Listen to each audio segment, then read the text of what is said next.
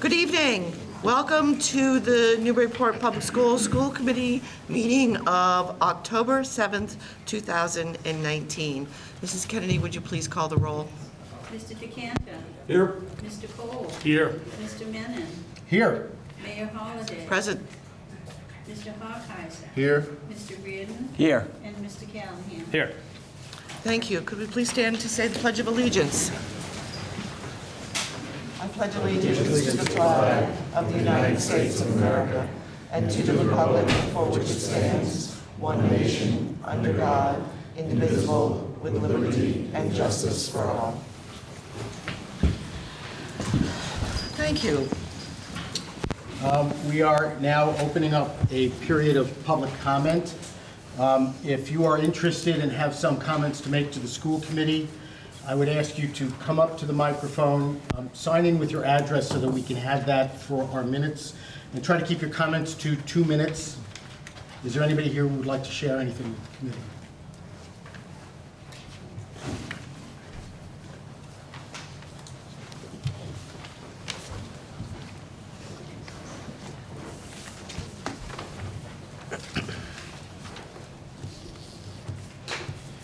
Hello, everybody.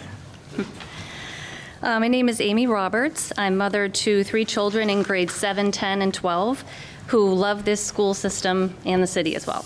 I'm here with an observation, some current information, and an appeal for you. As an acute care physical therapist at Portsmouth Hospital, I have an interest in public health and education. I'm really happy to sit on 2 committees at our high school, and I work alongside amazing nurses, teachers, and administrators there, as well as youth services regarding school climate and parent education. So I'm happy to be a part of that. I'd like to bring 2 issues to your attention, and I feel that we can come together on these. The first is comprehensive, accurate education, and the second is consistency in messaging. I'm sure you've all been following the news regarding the national vaping epidemic, and the latest stats are that there are over 1,000 critical lung injuries, and today, as of today, there was a death in Massachusetts, so that brings it to 19 deaths that have been found to be due to vaping. The issue that I have here is that over 80% of them are due to THC or marijuana products, some of which are purchased legally. And I think that that is the piece that we need to start including in our education, both in the school system and as a city. The Surgeon General has come out, Governor Baker, doctors in Boston have written a statement of concern regarding the lack of marijuana regulation and safety right now. And the Journal of the American Medical Association of Pediatrics said that any use of vaping devices is significantly correlated with marijuana use, and that data needs to be taken into account in any educational campaign.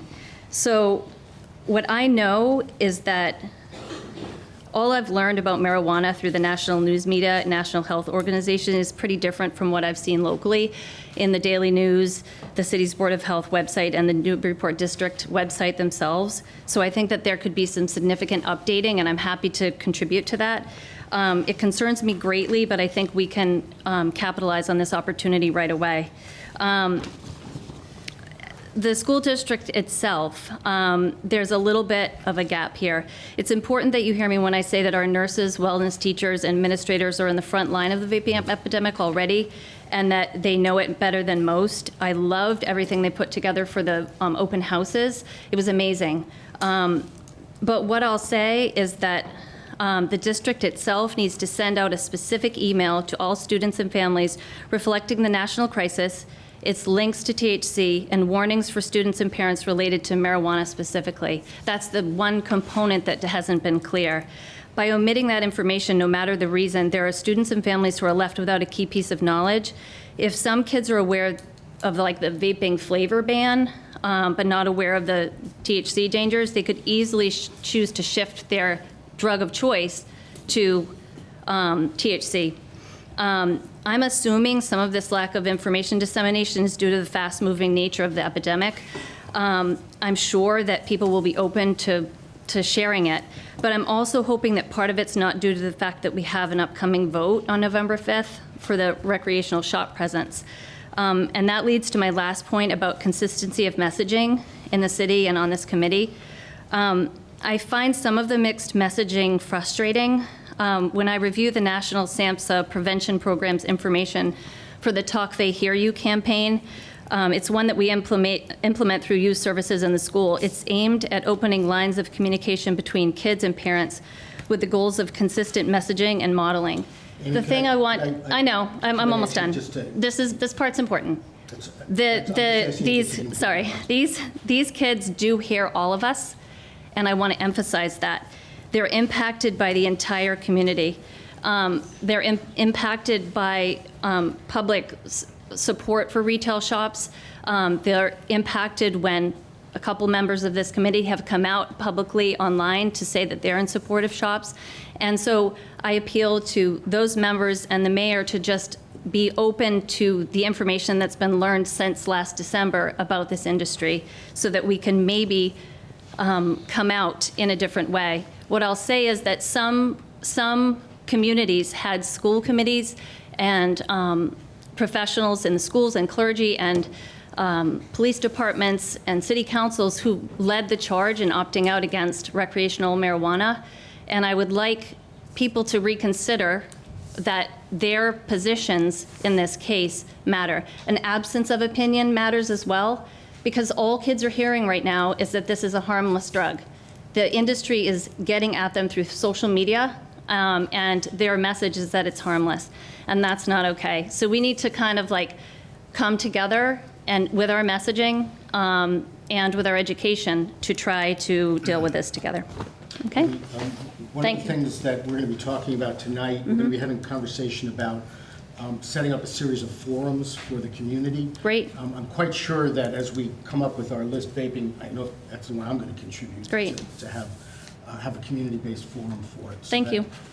We will be having these discussions ongoing. Great, I appreciate that. And the other thing that I would add, that the challenge with vaping here is a very different challenge than we face with some of the other, with marijuana and whatnot, because of the addictive nature of vaping. Kids are becoming addicted to the tobacco, nicotine really fast, and that requires a very thoughtful response, because not only are we dealing with education and health, but we're also having to deal now with addictive processes. Yes. So thank you. Yes, thank you. Thank you very much. Anybody else have anything they'd like to share? Yes, come on up.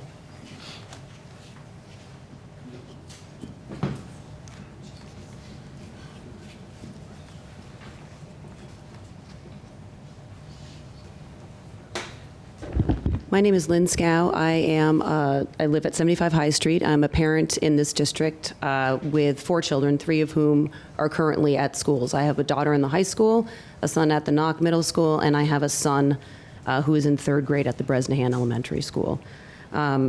Just for some history here, I want to applaud Amy and I totally agree with everything that she just said. And just to give you some background here about the recent crisis, Governor Baker announced a ban on all vaping products, including THC vaping products, on September 24th.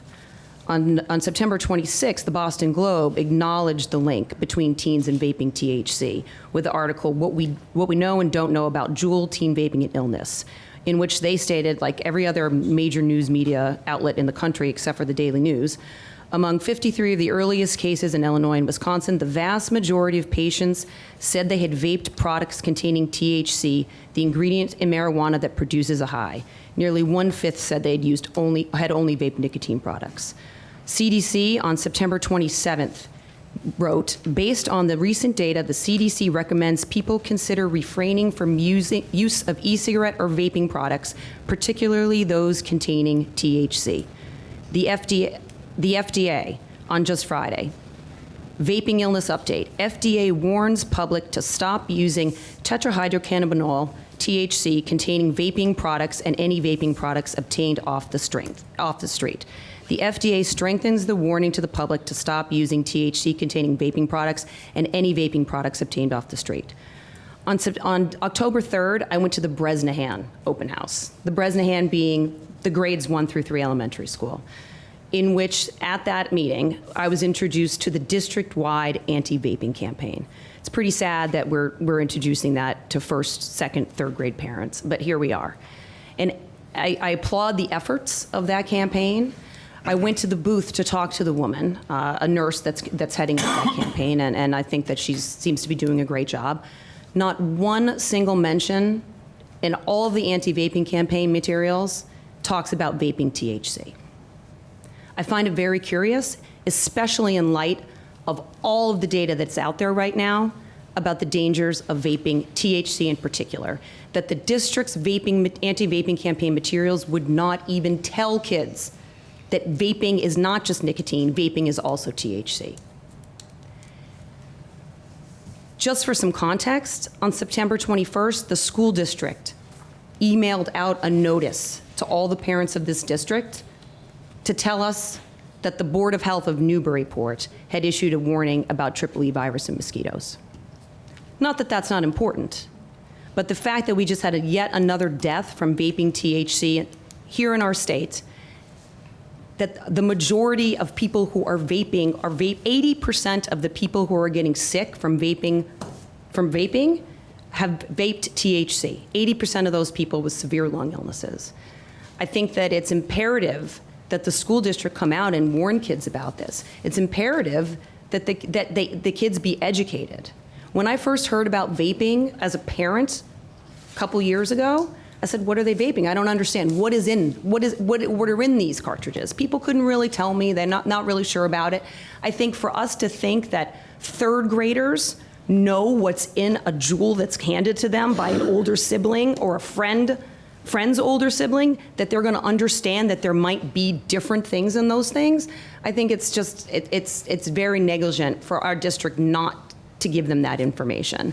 And I'm sure that there are a lot of reasons, and maybe this, like Amy said, this is a fast-moving story, but I do think that, my personal opinion is that from talking to the nurse, she thinks it's a problem, vaping THC, but she hasn't been authorized to talk about it. And so who is setting the tone? I guess, is it coming from the school committee? Who's setting the tone? Nobody will talk to me about it in the schools. They're all terrified. So I'd like to put it to the school committee to please get the information out there to the kids. We will be happy to get the information out. What I would say is that the anti-vaping campaign is something that we have been doing, we've been building for the last 6 months. A lot of this information is coming out, it's 2 weeks old. So we will have to obviously adjust the anti-vaping curriculum to address some of these issues. But these are issues that, as you said, it's very fast moving. All this information is coming out literally as we speak. Don't you think if you can send a notice out about the City Board of Health triple E virus warning, that you could send a notice out with the FDA's warning for people to not be vaping THC? I don't see a problem with it, but I would leave that to the superintendent. He's the one who has to implement those policies. So yes, it makes a lot of sense. Again, this is really fast moving. All the information you provided to us happened in the last week in September, that we're realizing what's going on. Yes, but the crisis started well before that in the summer. Right, and right. The vaping problem in Newburyport did not start this summer. So- Okay, it's been years building, and it's a problem. I agree with you, and we have been trying to address it as a district. I hope so. Thank you. Thank you. Anybody else? I saw a hand in back. Come on up.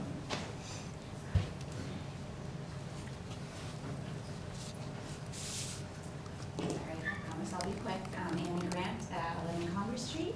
Just a couple things. First of all, once again, would like to voice my support for later starts. I'm looking forward to hearing the draft of what we have. I really hope that public safety is somehow included in this plan. I know I was just looking at the start times, and the window of when kids are getting out of time seems to occupy approximately the same amount of time, which is fine, just sort of with a shift. I just, every day on the way to school, the way home from school, see people driving like complete jerks, especially on High Street and Low Street, and there's just not enough public safety presence. I've seen the same offender at the same crosswalk almost take out the same crossing guard twice this year. It's also an issue at the charter school, but I know that's not a factor here, but I do hope that those times are included and that public safety can be bumped up, because those kids and the crossing guards are dealing with a lot of danger every single day. And then just to commend you, Mr. Gallagher, on most recently the communications around the incident at the Knock. Last year I was a little upset because there was some issues at the Mullen that we were only hearing about through kids and rumors, and I think you're doing a really great job with upping the transparency, and I hope that continues because it helps us address things with our kids when we are understanding things not only from their mouths but from the administration. So thank you. Thank you. Any additional comments?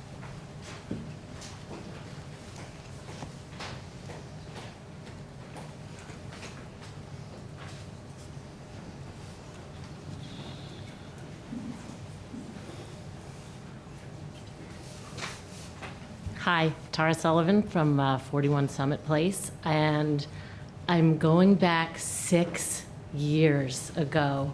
We were in this building down at the Knock talking about starting school later.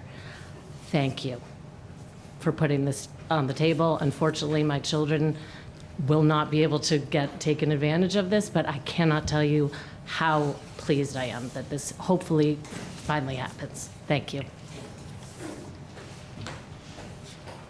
Any additional comments? My name's Matt Kane. I live at 63 Curzon Mill Road. And I know some of you guys are friends, people I've worked with, people I've gotten to know recently, people I don't really know. But I'm here just to, the vaping thing is great. I know you're trying your best. I know that the information's coming at you. I just wanted to, again, kind of implore the leadership of the community that your silence kind of speaks volumes.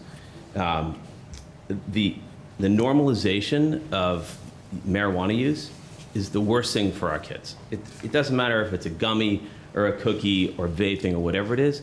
The normalization of it is what is really dangerous. I have 2 kids in high school now. I'm very aware of parties that go on, and that's actually more normal for them to use marijuana than it is to drink. You can go outside a few streets outside of the high school any day of the week for the last 8 years and smell it. So having it here increases the use, and again, I just think it's really important that our leaders, our elected leaders, kind of state where they're at and why, and let other city departments and leaders of those departments also do the same. So, Thank you. Thank you. Additional comments?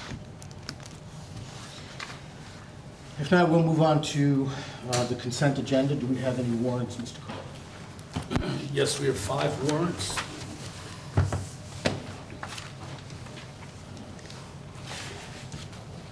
First warrant, I move that the following named bills of the Newburyport Public Schools amounting in the aggregate $742.53 be approved and forwarded to the city auditor for payment. There are no conflicts. Second? Discussion. Hearing none, all those in favor? Aye. Opposed? None? Passes unanimously. The next warrant, I move that the following named bills of the Newburyport Public Schools amounting in the aggregate $787.53 be approved and forwarded to the city auditor for payment. There are no conflicts.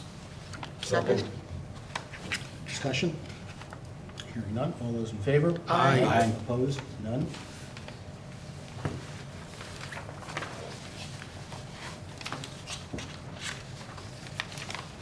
Third warrant, I move that the following named bills of the Newburyport Public Schools amounting in the aggregate $23,415.53 be approved and forwarded to the city auditor for payment.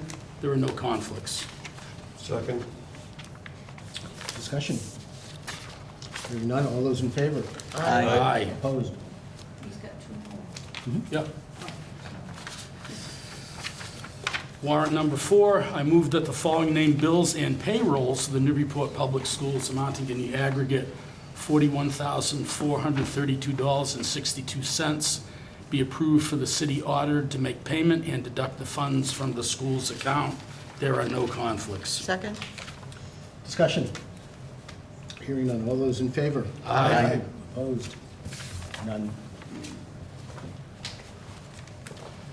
And the last warrant, I move that the following named bills of the Newburyport Public Schools amounting in the aggregate $553,712.39 be approved and forwarded to the city auditor for payment. There are no conflicts. Second. Discussion. Hearing none, all those in favor? Aye. Opposed? None. Thank you. Do I have a motion to, we have two sets of minutes. Do I have a motion to approve the minutes of 9/3/19? So moved. Do I have a second? Second. Any changes, discussion? Hearing none, all those in favor? Aye. Aye. Present. One present. And we have minutes from 9/16/19. Do I have a motion? So moved. Second? Second. Discussion? Hearing none, all those in favor? Aye. Present. 6 in favor, 1 present. I'm finally have the opportunity to turn this over to Sean for some student recognitions. The kids have been waiting on. That's great. So we have student and staff recognitions now before we hear from our school rep. Awesome. All right, at this time, we have a Bresney and third grader that we're going to recognize. His name is Isaac Zeller, and what I'd really like to have is Mr. Valley and Miss Hill to come on up. They're the teachers that are nominating Isaac for his recognition. And our principals. Miss Davis is coming up also. So Sean, what is he being recognized for? They're gonna let you know, you know? I don't, spoiler alert, I can't do that.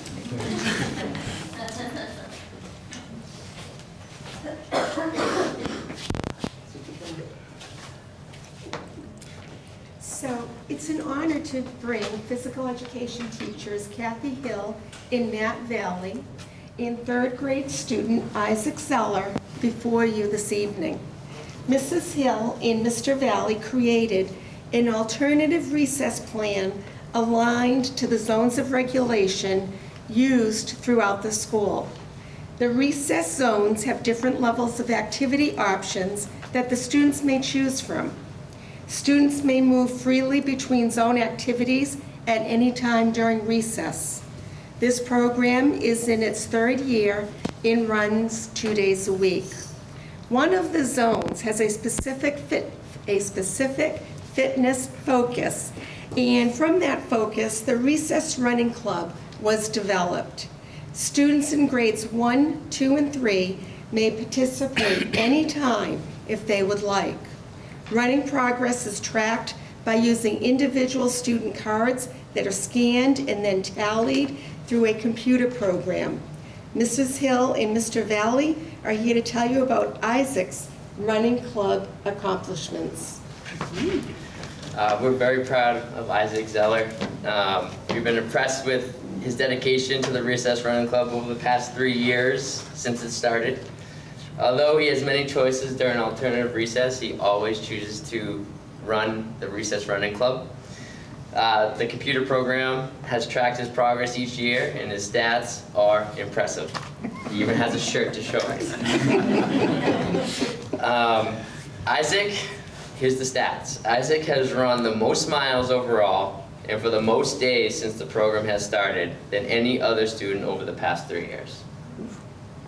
As a first grader, he ran 29.5 miles, which is the highest distance for first graders and 6th for all the students in the school. He ran 53 days that year, which was the most of anyone in the school. In second grade, he ran 33.4 miles, which was the second for second graders and 5th overall in the school. Again, his 34 days of running were the most of anyone in the school. In the first month of the school this year, he has already run 114 laps at recess, which equals 7.4 miles. He has run, since first grade, 1,378 laps, which is 70.3 miles since 2017, which is unbelievable.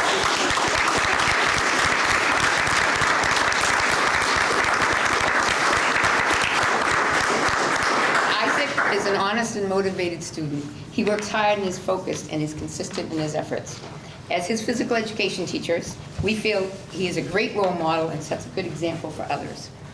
In his quiet and reserved way, Isaac keeps a positive attitude and does what is expected even when his peers may not be doing so. It is because of all of these wonderful traits and the positive support and encouragement he has from home that we would like to recognize Isaac tonight. We're really proud of you, Isaac, and hope you are proud of all your accomplishments as well.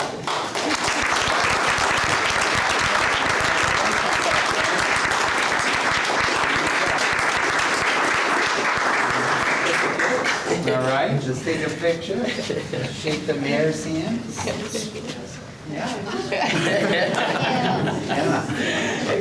Yeah, everyone come on in. Come on in, Angela. We got Steve's We can official have Isaac give his photographer. math connotation too. Yeah, that's right. You have to hear Yeah, that. let us see the shirt. Oh, yeah, yeah, give that shirt.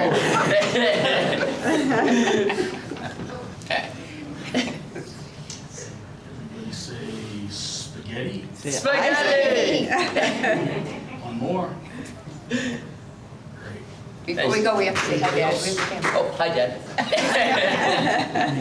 Nice job. Nice job. Congratulations. Awesome job. Congratulations. And you know what, buddy? You are so sharp. I don't think I remember that class since 2017.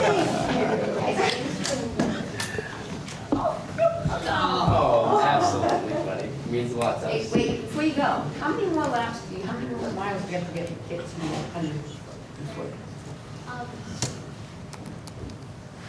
So you had 70 miles so far. 30 miles?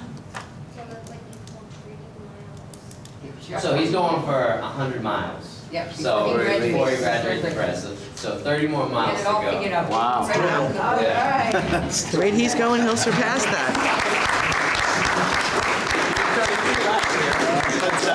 We can do We're it. on track. We can do it. Awesome. Sean, you have principals here Yes. and district staff? Yes. So at this time, every week we recognize our faculty and support staff, and rightfully so, but I also want to recognize tonight, half of this is for our principals, our building principals, and the administration for all of their work. And I would like to have each principal come up and talk about their leadership teams with the teacher leaders, the CELs and the ILTs, and all the work that they're doing at the building level. So this is, and President Joan Sheehan's out there in the back taking notes, so I want to put a good word in for her for our next negotiation in 3 years. But this has been also, for the past few years, we haven't had the teacher leadership and building that teacher leadership capacity. So this is the first year that we have these teams back, and we're already seeing a difference in the wonderful work that we're doing at the building level. So at this time, I'd like to have our principals come on up and just kind of let us know who's on your team and some of the work that you're doing. So come on up, everybody. All right. We'll give them a hand, too. They're good people.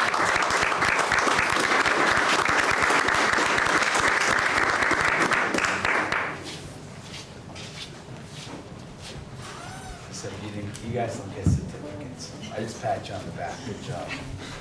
Good job. I thought you were recognizing them. Okay, so here we are again.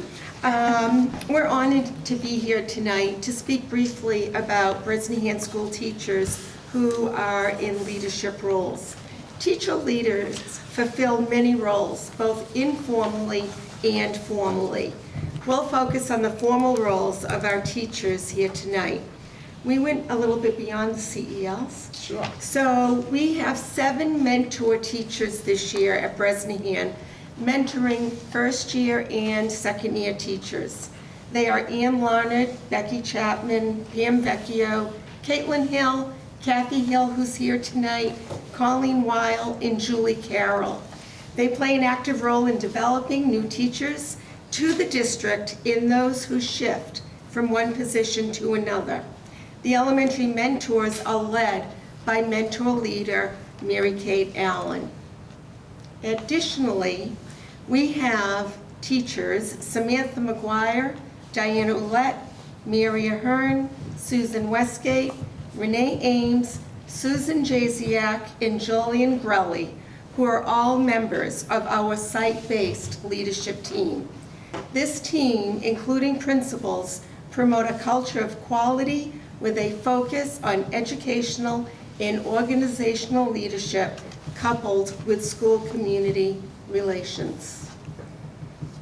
Okay, and to continue at the Bresnahan, we're very, very happy to have the curriculum, the CELs, the curriculum education leaders, back this year.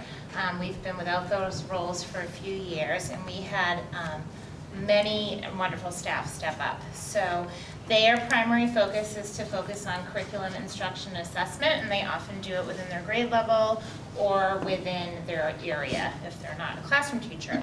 So at the preschool level, we have Giovanna Foster, kindergarten Kelly Beeler, at grade 1 Jill Malo, grade 2 Kelly Foster White, grade 3 Joan Sheehan, who's here in the audience tonight, for special education Carrie Lynch, and for health and wellness Kathy Hill. She doesn't have enough roles. Thank you, Kathy, for your leadership.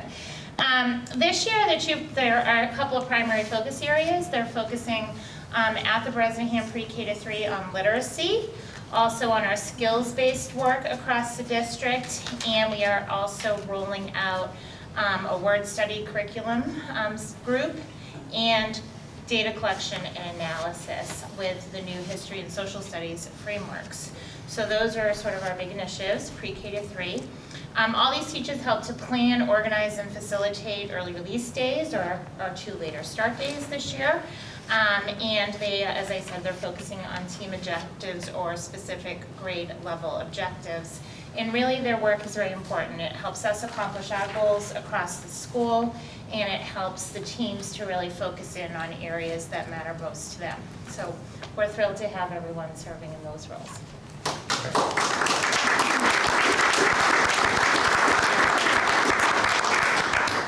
I'm Jamie Sokolowski, here to talk about what's going on at the Mullen.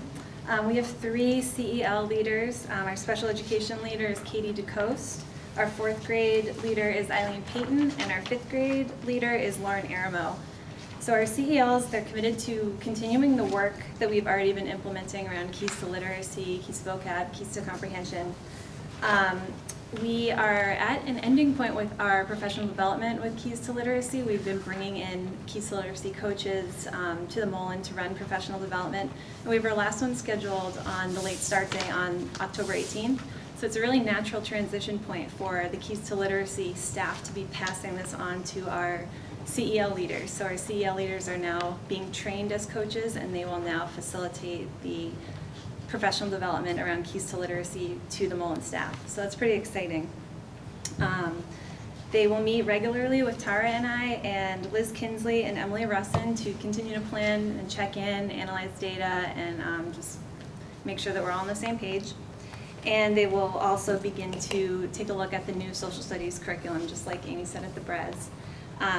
We're looking to build best practices around the keys to literacy and keys to comprehension and keys to vocab work, and implement it into science and social studies, and just have vocab be consistent across all the different subject areas. And also skills-based assessment and the work that we've done with Billy Donegan, just bringing that into all the classrooms at the Mullen. So we're really happy to have our 3 teacher leaders with us. They're fantastic. We're looking forward to seeing them lead the staff. Thank you.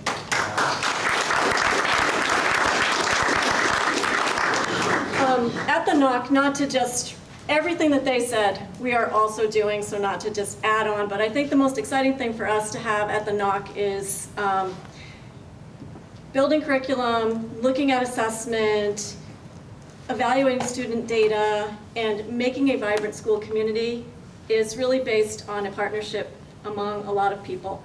And to do that without teachers who are leaders, who are the ones that are actually rolling out any decisions that we make, doesn't make a lot of sense. So I feel like it's just made for a fun conversation, a more vibrant conversation. We've been working together since August with my 5 teacher leaders, and in a lot of different ideas and philosophies and practical work about day-to-day things that I think will change the NOC over the course of the year, including spending a day's retreat with the high school instructional leaders, which is a totally new thing for the middle school for us to be able to build this vertical alignment, not just through the curriculum and on paper, but through a partnership with a team of instructional leaders. We had a fun day together, and we have the opportunity to do the same going down as well, so middle being the bridge that way. So I really do want to say thank you to the 5 teachers who stepped up to take these roles. For our English teachers, Rico Antos, we're discipline-based. For our science teachers, Mary Kate Allen. For our social studies teachers, Jen Groskin. For our math teachers, Matt Sorter. And for our special education department, Emily Bullock.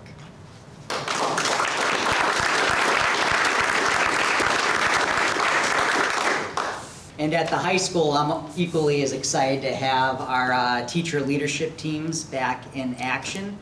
We run an instructional leadership team model, which is similar to the CEL piece, but at the high school, a big part of the ILT is to also really focus us around our vision of a high school graduate and making sure that our programming really stays in line with that vision. And what Lisa was talking about with the retreat that we ran was great, just to really to be able to have that conversation alongside the middle school CEL leaders as well, so that we really do start to build that alignment across the district.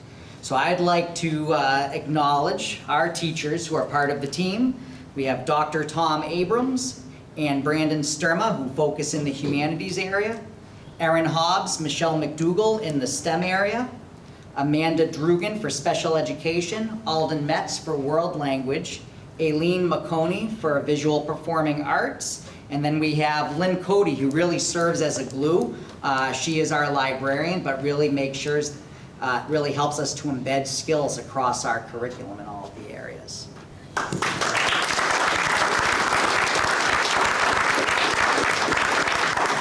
Can I ask a question? Sure.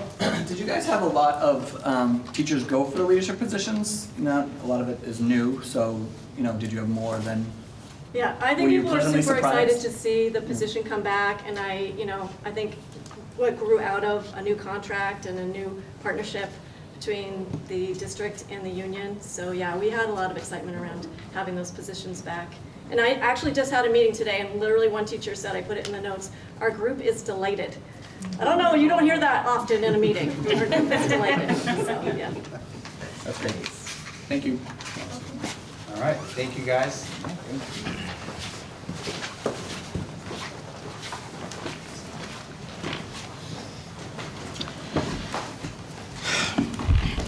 Thank you. Peter D'Ambrosio, who is our student representative from the high school, has an opportunity now to tell us what's going on in the school. So if you would, Peter. All right, thank you.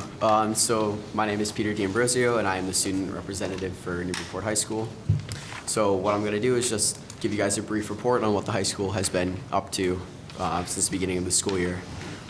So first, advisory. We have completely revamped our advisory program from being just like a time where students just relax to providing structure for students to reflect and plan for what they would like to do in the future and their life past high school.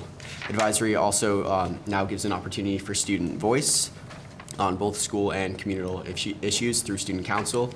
So this past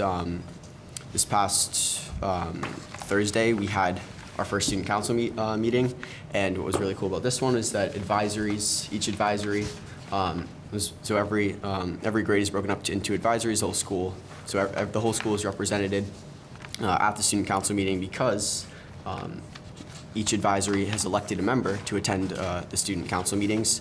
So the student council is now a very good representation of student voice. And the first meeting, we really decided to focus on issues that we would like to address and solve for this coming school year. And so two of the main focuses of the council were, and two of the ideas that came up were, we'd finding the valedictorian and salutatorian now that class rank is no longer used, and class-only grade level dances, in particular semi. Currently, upperclassmen are not allowed at semi, and a lot of students would like to see that changed. Secondly, the college financial aid night was held this past Wednesday. And there was over 50 schools and organizations present there, such as the Merrimack Workforce Investment Board, which was able to present data about future career opportunities. So what I thought was really cool about this was students were able to see colleges and career paths that they would like to see, that they would like to pursue in the future at the same time. So they're not just focusing on, oh, I want to do this. They're actually given the path to achieve that. And then finally, student leadership. So the school, the high school has partnered with two groups, the first being Essential Partners, and the second being the Anti-Defamation League. So those two groups are actually coming into the high school, and they're going to be training a certain number of students and teachers in just student leadership and facilitating dialogue around respecting and valuing differences. So I'll expand upon Essential Partners just because I was involved in it, and our first meeting happened today.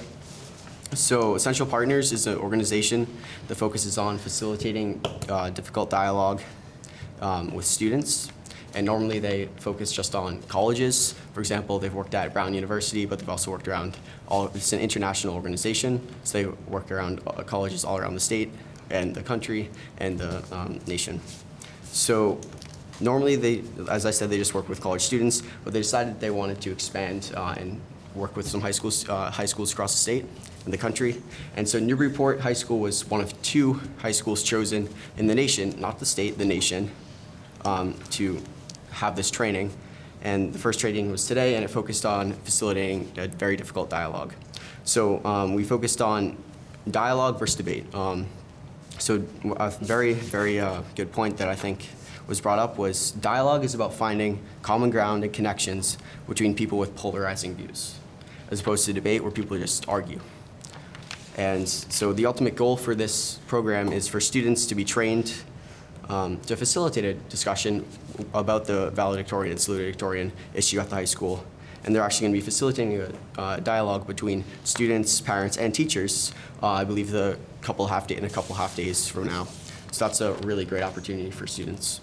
And then I just wanted to personally thank the school committee, Mr. Wolf, and the high school staff for setting up all these student leadership opportunities, because it provides really a great opportunity, and it provides the students with skills that they're going to take with them for the rest of their life. So I just want to thank you guys for that. Thank you. Thank you. Anybody have any questions? I do. Question? Oh, go ahead. Yeah, no, go ahead. Did we have to apply for this Essential Partners program? I believe we did have to apply. Mr. Wolf knows more of the details. So they didn't just with that. sort of I know there was a pick pool. Newburyport. Okay. I know there was a pool of applicants, but ultimately they did pick Newburyport. Well, I'm thrilled. That's Yeah, wonderful. it's awesome. Sounds like a good program. Thank you for your update, Peter. Nice job. Sure. I just had a question. So you guys brought up in student council that you're going to look at how they're redefining valedictorian, salutatorian. Yep. So what's the process when you guys talk about it? Because I know Mr. Wolf is also working on this with the school council. So will you go present to the school council, or is this something that you just, Yes. talk about? So student council has been very recently, it used to be a lot different than what it is now. Sure. So it's a work in progress what that process will be.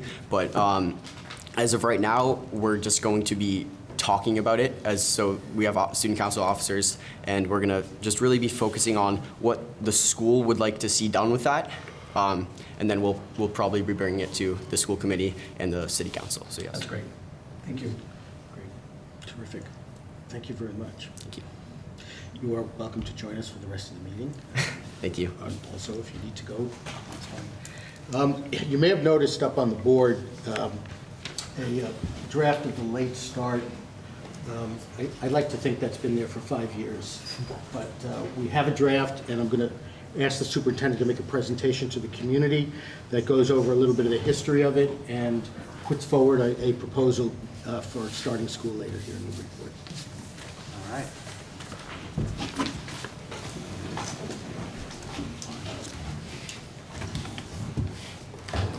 Good luck.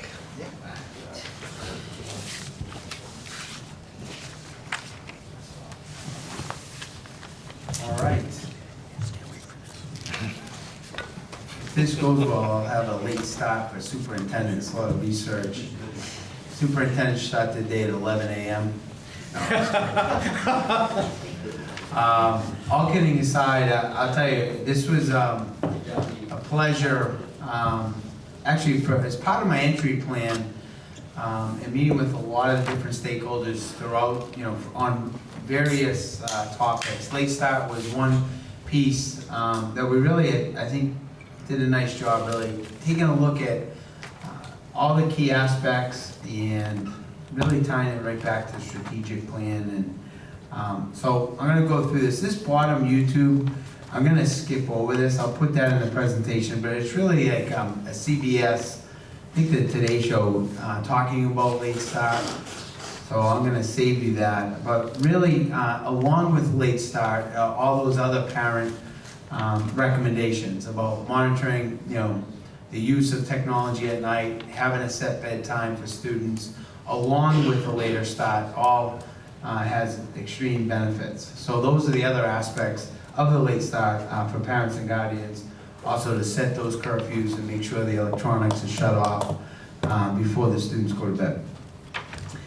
So as we look at the strategic plan, so not only has Late Start been conversation in this district for about five years or so, but there's also a lot of aspects of the strategic plan that are tied to Late Start, flexible scheduling, and then also reimagining teaching and learning.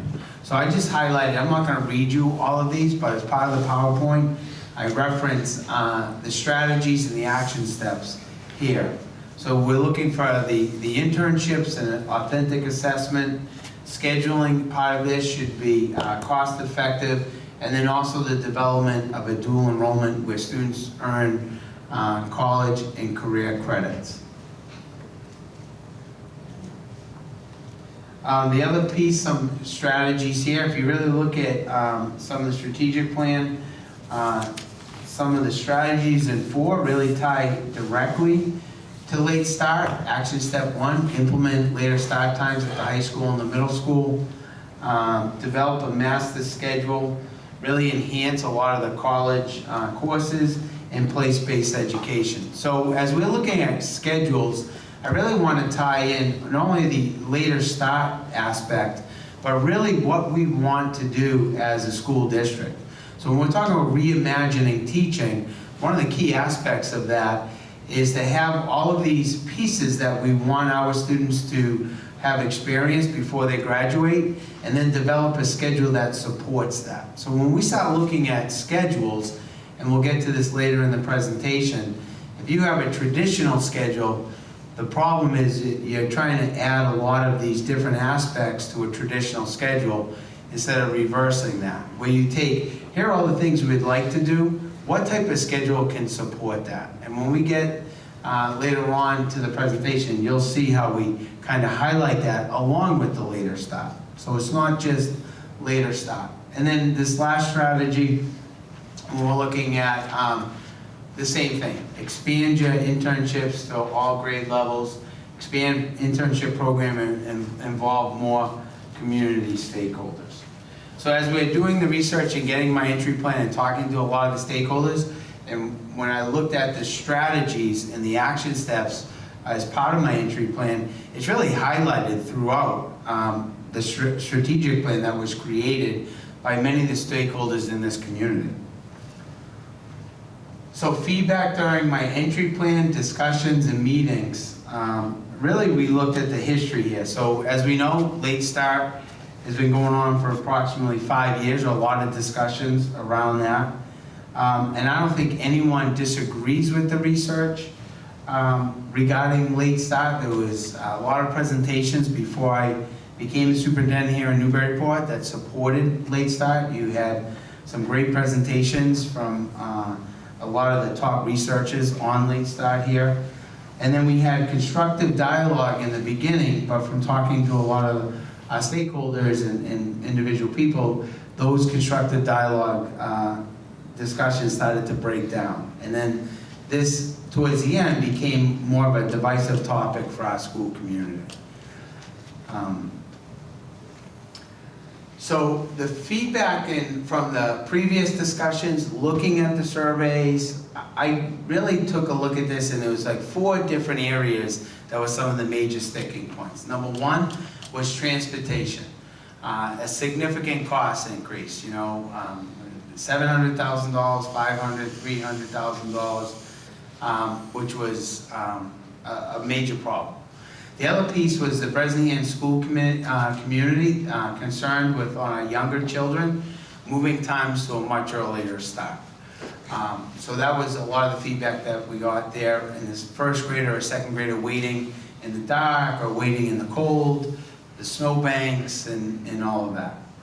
The other piece, at the upper levels, Newburyport High School, there'd be a negative impact on after-school programming, athletics, the arts, your academic teams, and then the other piece of that was some other after-school program may be affected for a later dismissal.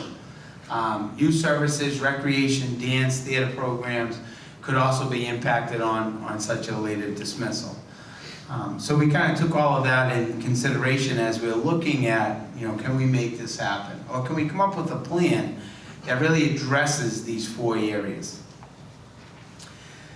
As part of this, also is contractual language and going through negotiations. There is language in there regarding teacher work year and duties and starting in dismissal times and school committee oversight over that. And then also high school student schedule, taking a look at the next 3 years at the high school. So, there's going to be 2 phases to this, and we'll explain that. But really looking at reimagining teaching as the #1 aspect. Also, I think we can also add the late start there too. So these are some contractual language that reference start time and scheduling. So you had the discussions for 5 years, you have a strategic plan that highlights different areas of a late start and scheduling, and then also our contractual language, late start and scheduling. So our school committee this summer, during one of our retreats, came up with draft guiding principles regarding the implementation of late start. This was voted on in September 3rd, and there's just some key aspects as we were developing this plan, taking consideration of these key principles, which I highlighted. I won't read every one of them, but so we took those 6 principles to those 4 different areas that were the sticking points. And if this doesn't go well, I'll be driving Gus tomorrow. So, no, I'm kidding. I don't know why, I just thought that was a funny picture, so we threw it up there. So I think we really worked hard for a long time this whole summer, really looking at transportation. And can we make this a cost-neutral proposal at the same time benefiting students and families? So this is what we currently have. We have 13 total bus transport for all the rides. So we utilize 13 buses to transport all of our students. The Knock location uses 8 buses for grades 6 to 8. The high school uses 5 buses for grades 9 to 12. So those buses drop off at 7:30 in the morning or earlier than that. Then those 13 buses go back out, and then they pick up the Bresnahan, the Mullen, some charter school students. Will use the rest of those buses, those 13 buses. So when we're looking at the transportation, we have 4 transportation routes for 3 locations. We have 4 different arrival and dismissal schedules for 3 locations. So then we started to look at these, the bus routes, the numbers of students that are the riders for the past couple of years, and kind of that essential question, could we consolidate the transportation for 3 routes and 3 locations? So with, we had one location with a transportation route, so we used 10 buses for arrival and dismissals, the same numbers for the past 2 years. The 3 buses, so as we're looking at this, 3 buses for the Bresnahan High School riders for the furthest routes. And then after the, so we were looking at what if the Knock Mullen had the same arrival and dismissal times. So if that was the case, if they had the same arrival and dismissal times, we could utilize 10 buses for their arrival and dismissals. 3 buses could then be used for the high school riders and the furthest routes. So if we know we're utilizing 13 buses total, 10 buses drop off Mullen and the Knox students, and then we have 3 buses left over that can go to those furthest routes. So that's Plum Island and 232 Story Ave. And that's the advantage of riding the bus as a superintendent every school year. So I know those furthest routes now.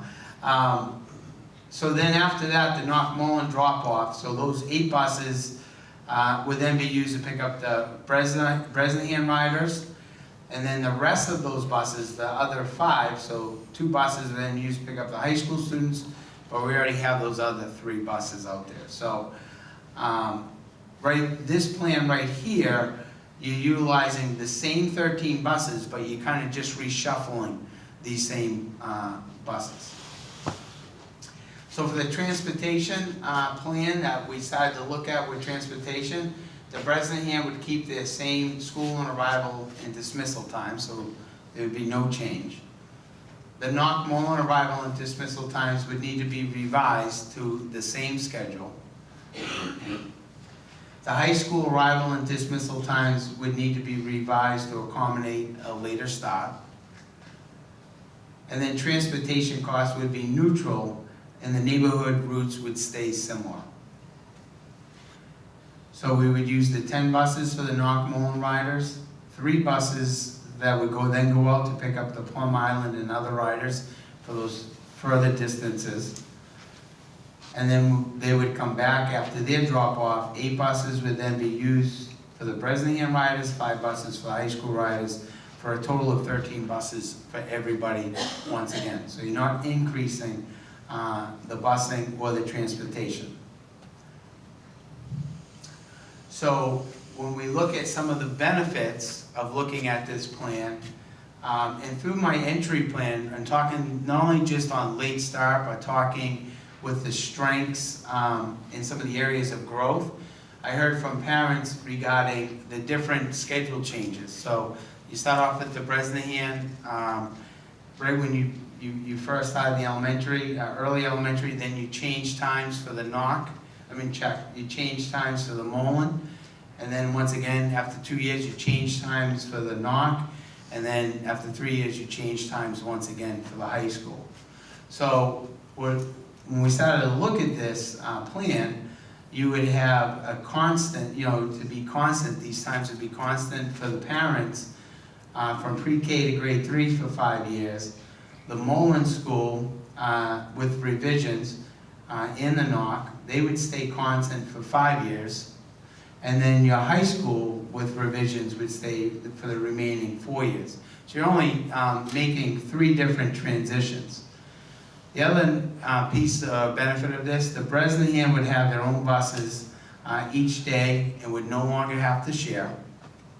The Mullen students would no longer have to wait on the buses, for the Bresnahan to dismiss their students, which has happened. So the Mullen gets picked up, they go to the Bres, and those grades 4 or 5 students are waiting for the Bresnahan students to be dismissed.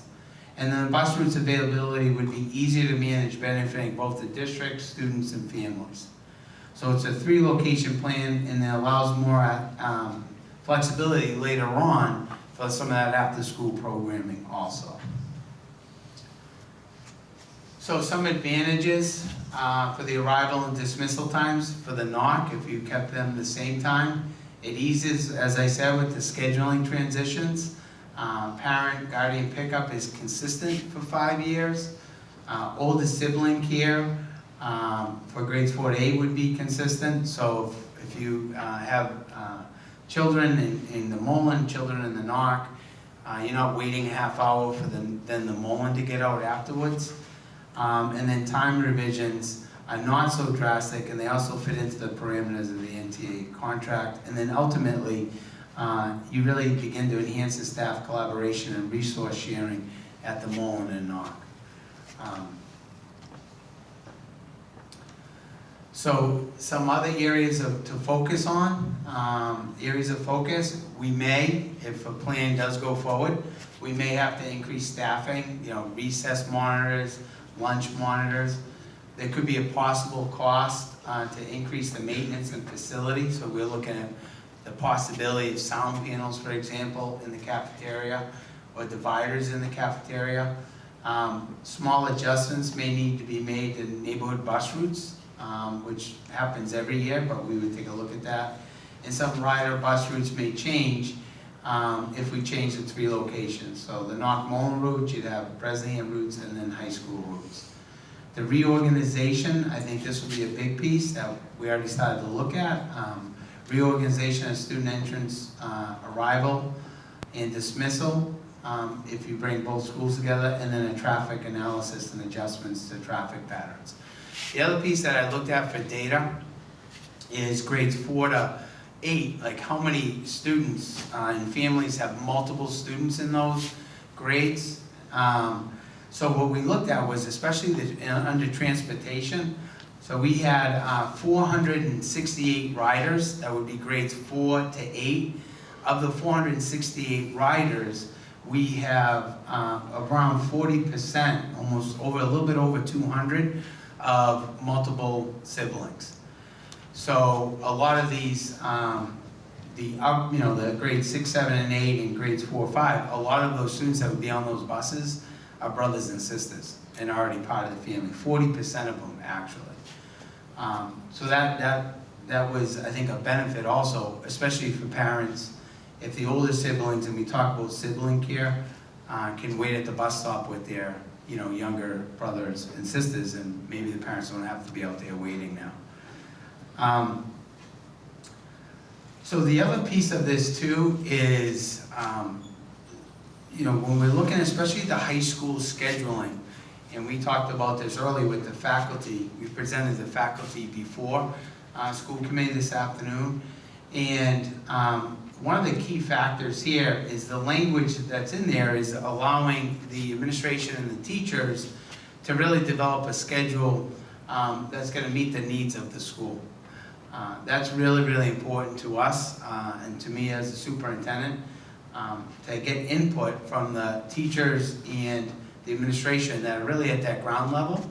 So as we start to process this plan, there's a lot of benefits to this, but there's also probably some things we're not thinking of that they'll bring to our attention that we can problem solve as we move along.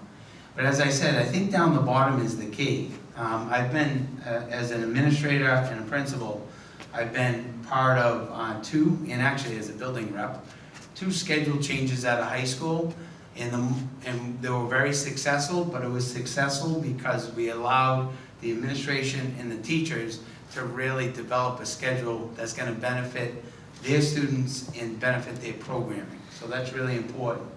And that's why we always say is, what's the programming that we would like to have, especially as we're talking about reimagining teaching and global, global education and all those great things we want. So you list, here's the program we would like to have, and then we develop a schedule that fits that programming. And that's kind of what we talked about today with the faculty. This is moving forward as we look at the strategic plan goals and we talk about 21st century learning. Here are just some key aspects. College and career readiness, pathways, opportunities for students, real-world authentic opportunities, classroom internships, instructional technology, global education, flexible scheduling, start times and dismissals. And then also what's really important is place-based education. And place-based education is throughout that strategic plan. It really does 2 things. Utilizing the resources of Newburyport and the surrounding communities, but that's also ties into a purpose for our students. They actually appreciate where they live, and they actually become more than just themselves as we develop the place-based education opportunities. So that's also in there. I showed this video as we take a look at what a 21st century class is looking like. So this isn't like the future. This is what's happening throughout our country, especially with the advancement of technology. The advancement of technology, instructional technology is a tool. It does not replace great teaching. It's a tool though. And this is a blended learning video that I'd just like to share that eventually, I'm on my computer a lot. down the road, this is what Technology has some of revolutionized our our classrooms may look like. connect and learn and create and share. We have immediate, improved, and personalized access to the world. Nothing in our modern lives remains untouched by this powerful transformation, except for education.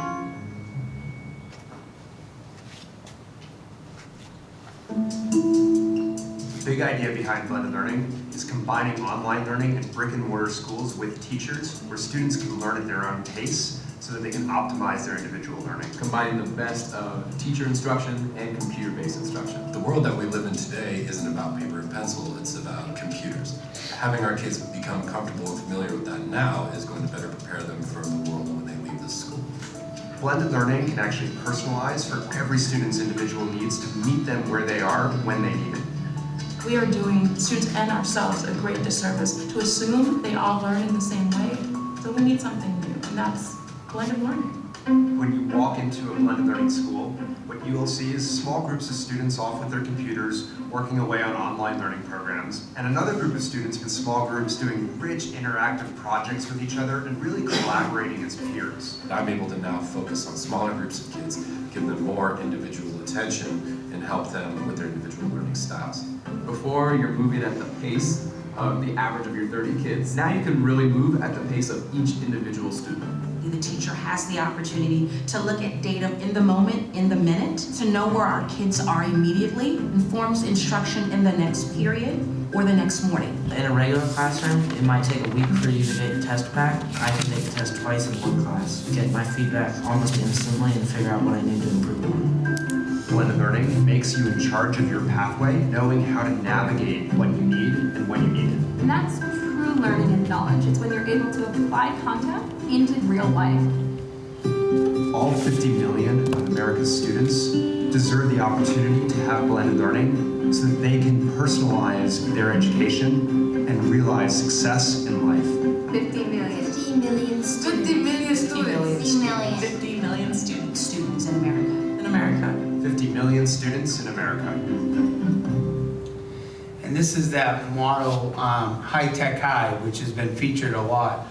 Really tying in those 21st century skills about collaboration, about leadership, about problem solving, about designing the problems and then solving them themselves.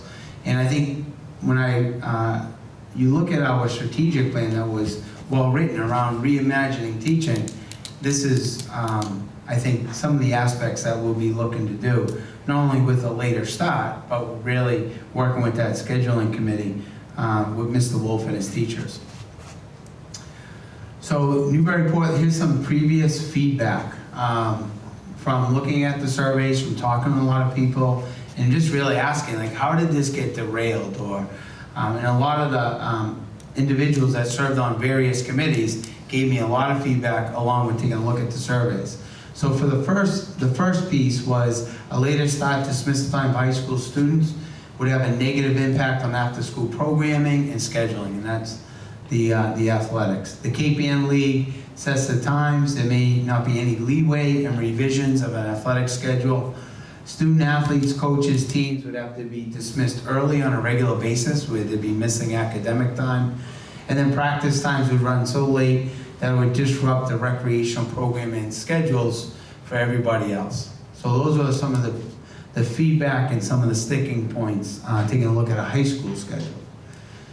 So what we did is really backwards design the approach. So basically, taking Billy Donegan's skills-based instruction of where you want to be and develop kind of behind that. So we looked at what if students probably couldn't get out later than a 2:45 or a 2:50.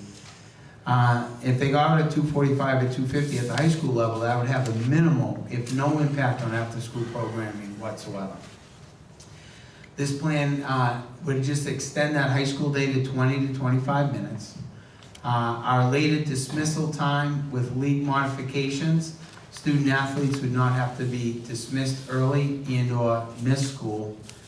So we worked this summer with the KPN League superintendent, so I worked with superintendents and the athletic directors. So if we did pass a later start, they would make accommodations for our away games. So move from a 3:45 start to a 4 to 4:15, which is a slight bump in those times. And I put down below the Northeast Conference, which is the other conference on the North Shore. They start all of their after-school games at 4, and then Winthrop would begin, like if you were traveling from Gloucester to Winthrop or Beverly to Winthrop, those games would begin at 4:30. So accommodations have been made in other districts, and so this wouldn't be such a big bump for any of our student athletes and would not have any impact on our athletic programming. So I think we problem solved that issue there. So we're saying a two-phase process. So phase 1 would be October of now to May. The high school scheduling committee would modify the high school schedule with the parameters of a revised arrival and dismissal time set forth within the plan.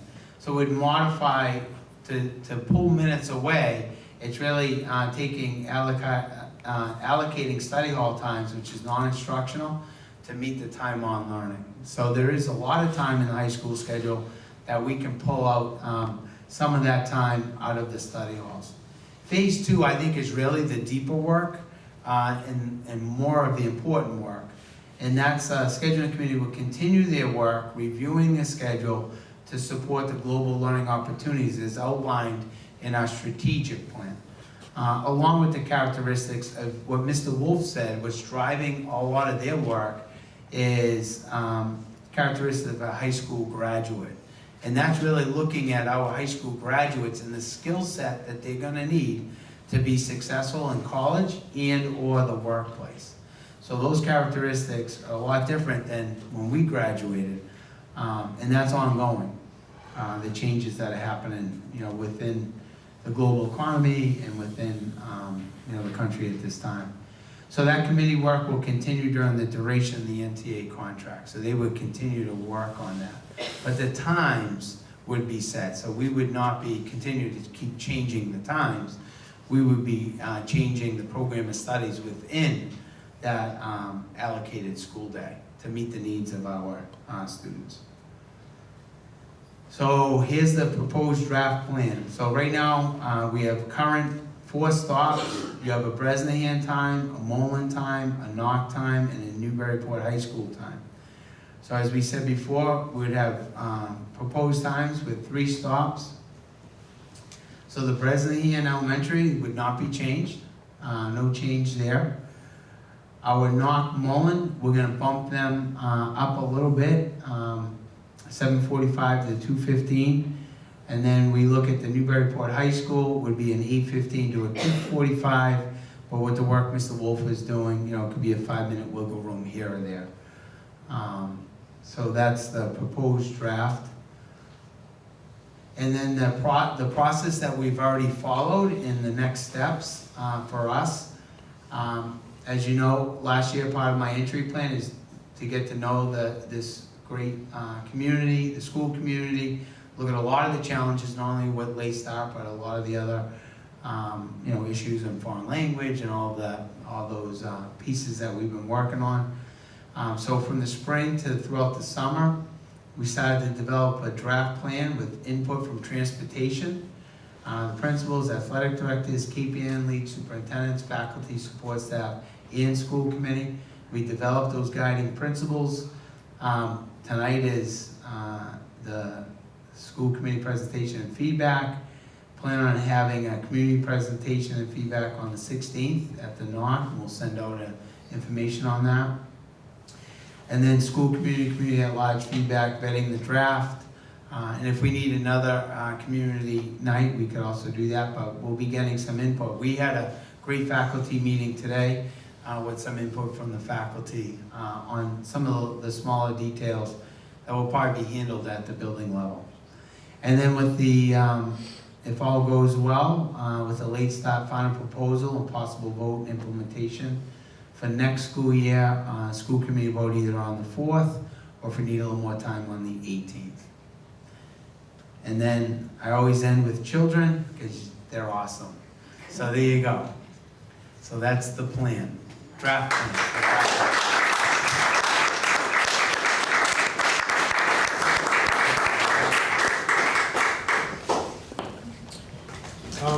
Yeah, there's a lot more momentous than you've made it. Okay.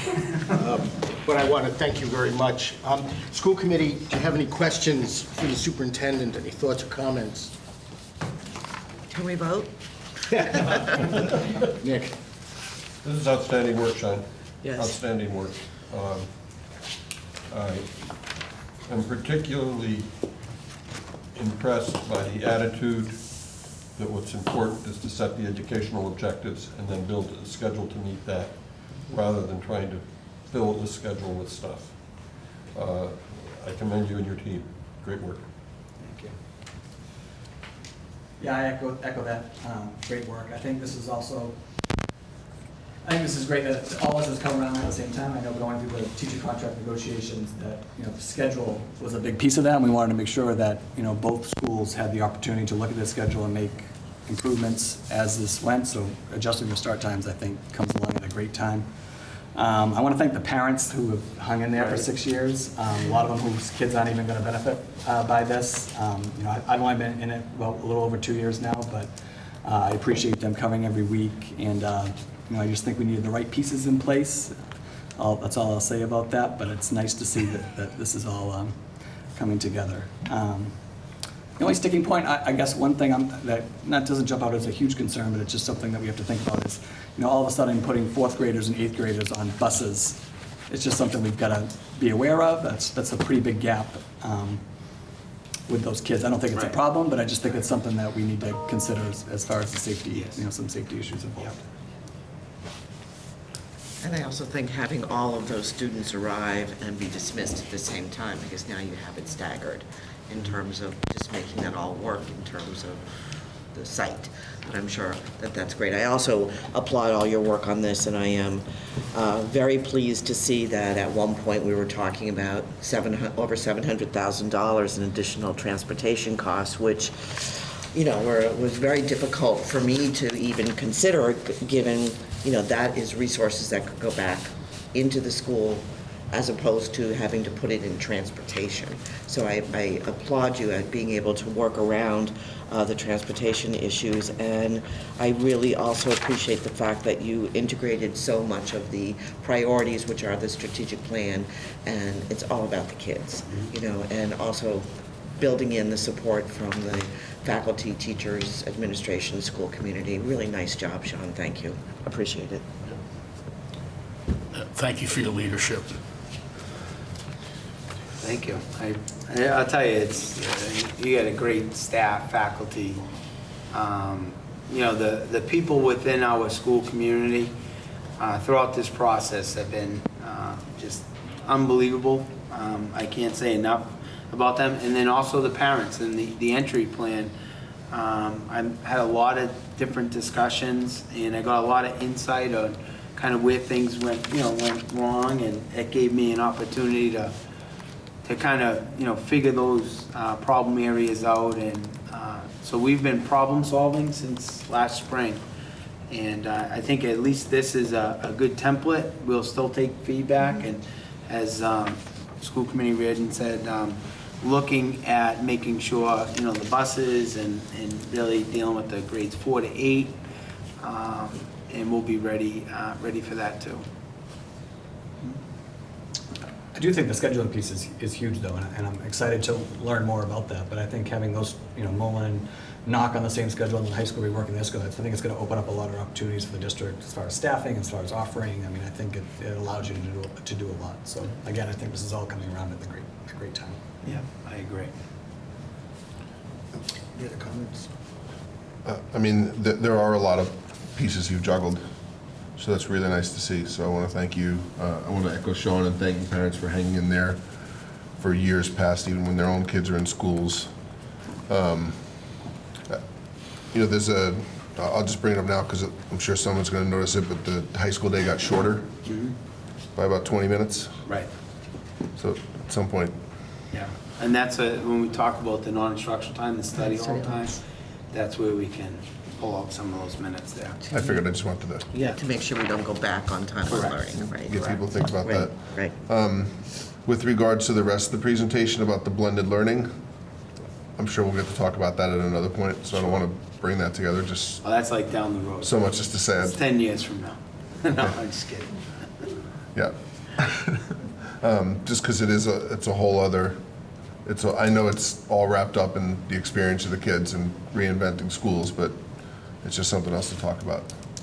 So, thank you. And in the same sense we were talking about earlier at Joint Ed tonight about the foreign language program kind of coming to a conclusion of plans that were laid in place years ago. This feels not only for the past 5 or 6 years we've been talking about this particular thing, but this moment when we tabled the issue a couple years ago, the idea that we knew this was going to be able to come about after we got the contract renegotiated, after we had the bus contract also renegotiated. So I thank you for following through on a lot of those things. Anybody else have any other comments? I would just say that one of the beauties of this plan was that there may be additional costs, but those additional costs are going to be in the schools, not on buses, not for gasoline, but if we need additional staff to support the schools, if we need sound dividers. So it's not going to be, there'll be some costs, but those are costs that are going to be directly beneficial to the school and to the students. And that is a piece to me that's quite remarkable. We were able to do that. So I just want to thank you for all the work that you've done. I have had an opportunity to have a front row seat on that. I appreciate, again, having had a front row seat on the contract negotiations, that we were able to structure in the contract the opportunity to do this without having to renegotiate everything. And I really appreciated that. And again, you saw a lot of contingencies that I don't think we saw before. I don't think we realized that we could take a real serious look at the high school schedule as a part of this, even if it doesn't happen immediately, that it would start those conversations. So there were lots of contingencies that I didn't realize were contingencies until you started working on them. You've done what you said you were going to do, and I really appreciate that. Yeah, thanks. The next step is that we will have, the district's going to be making an announcement of a community presentation of this, and people will be invited to then, that will be an opportunity for people to give feedback directly on the plan. I assume that this presentation will be posted by tomorrow? Yes. It'll be on the website for you to go back and review. Wow. There's like no cake or candles or anything. After the vote. But there is After the vote. I was saying, there's a vote on the superintendent's. Yes, speaking of that, yes. Pretty well positioned. Yes, okay, we're going to move on to the next agenda item, which is not going to be quite as easy as I thought it was. A couple of meetings ago, we reviewed the superintendent's performance in the context of his contract. We set some criteria that we hoped that he would achieve, and depending on whether or not he achieved them, we could make a decision about providing him with an increase, a raise. We were able to give him an increase according to the contract of up to 3%. We did have a vote in executive session that allowed us to offer Sean a 3% contract. About a week ago, I got a call from Sean initiating a discussion about the raise. And essentially what Sean said to me was that because this is his first raise, because he just finished negotiating the teacher's contract, his preference would be to accept a 2% raise so that he is more aligned with just, the initiatives of the district right now. It's not to say he might not take a 3% raise next year, but Sean has asked me to ask the school committee to amend the vote and vote a 2% raise. And you can ask Sean any questions you would like about that. Do you want that in big bills or small bills? Pennies. A brown paper bag would do.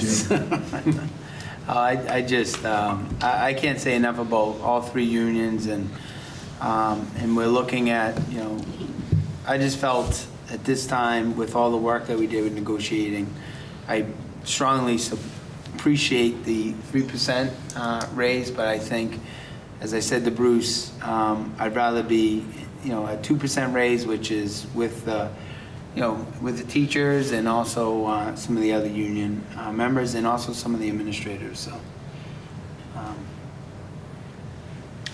I'm not sure, this may be a first for a school committee to have to sort of amend an offer downward as opposed to upward. But it's our decision. We based your contract review on your performance, and that's even before, we knew this was coming in terms of the work that you've done. You have tackled so many things that have been sort of unsettled.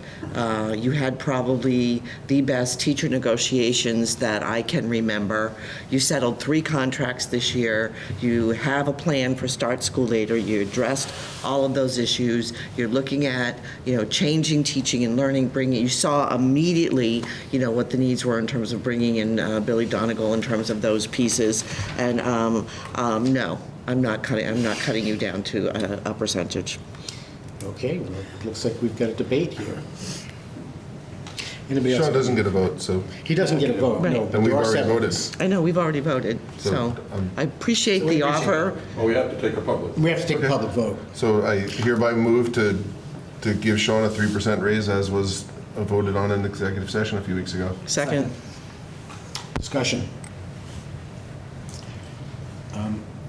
Personally, my feeling is that Sean has made the request, and I am deferential to the superintendent on this, so I will not be voting for a 3% raise.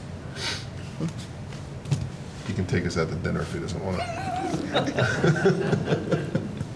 Any additional comments? Start bringing snacks to meetings or something. Good ones. I would like to I guess my comment is that it is clear that Sean has met and surpassed our expectations for a new superintendent. I think if you walked around the halls and you asked people about the life before Sean, they wouldn't even remember it because so much has happened since he's been here. I recognize the good faith that Sean is displaying to us and saying, hey, it's a team and he should go along with the team.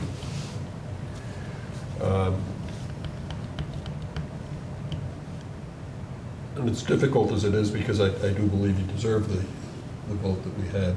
I would probably join Bruce and accept your recommendation. But I do so hesitantly, and I'm not thrilled with the idea because I know you deserve what we voted for you at the beginning. Any other comments or feedback?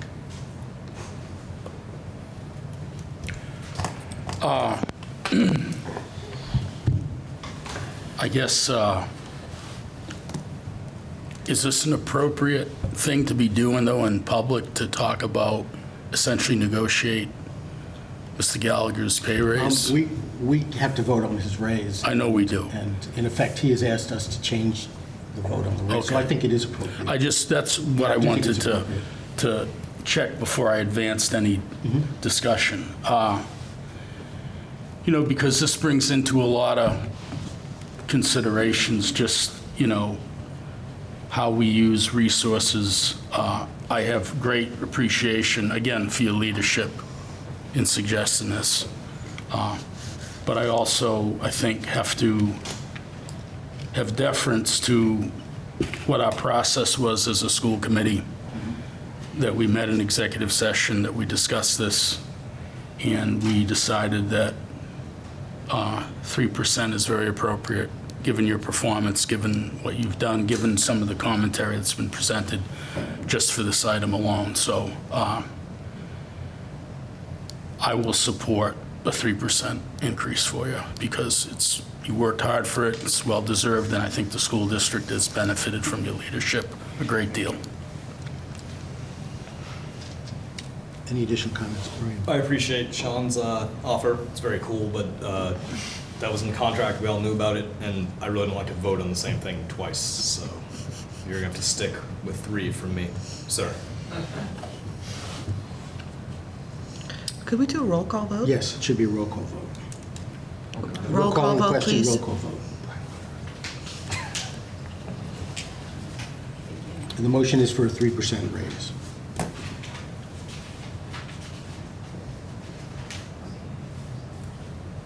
Mayor Holliday, Yes. Mr. Cole, Yes. Mr. Decanter, No?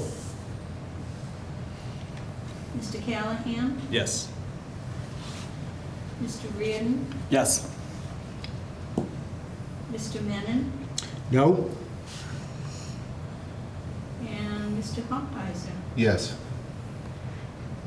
Yes is carried. Sean will be getting a 3% raise. Sorry, you don't get a cut in your salary.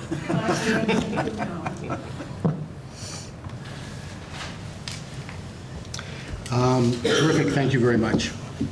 I wanted to have a brief conversation, more of a sort of a listing of topics that we think will be able to use school committee meetings to present as forums.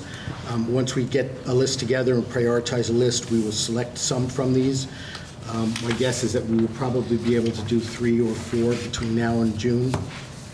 So I know that one of the topics that has come up repeatedly is vaping, and I think that it's an important topic. Yes. And it's an opportunity to convey some of the information that some of the people who are here have to say. Are there other topics? Can I just bring something up, though? If we're going to do a community forum on vaping, it feels to me like it would be different than some of the other things we've talked about. I would want health experts and people to do more of a presentation than maybe on some of the other topics we're talking about. So I'm all for it. It feels different. No, I think... I'll get up and say I don't like vaping, Right. but, you know. No, we would have health experts. I think the idea behind some of these forums is to sort of take a look at what's the science or what are the experts saying, what are we doing, and then that initiates a conversation. Is there more that we can be doing? Can we expand stuff? So vaping would be framed that way. Great. There would be people who know what they're talking about. I'd like to offer up homework. Homework. Yeah, it's a long-standing topic.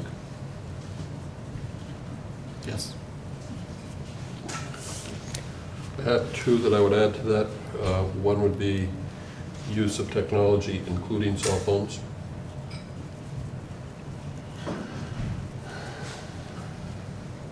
And the other that I would add to that, just as a way to add more fuel to the fire that's already started in the high school, I would take a look at educational outcomes. What do we expect a Newburyport graduate to do? What does it look like? That'd be great. I would like to commend Tara Rossi for the 2-page flyer that she developed on social media and all the different sites. I mean, there were some of them I didn't even know what they were. Right. I hadn't even heard of them. And the fact that she made them age-specific, that she gave sort of a background on that.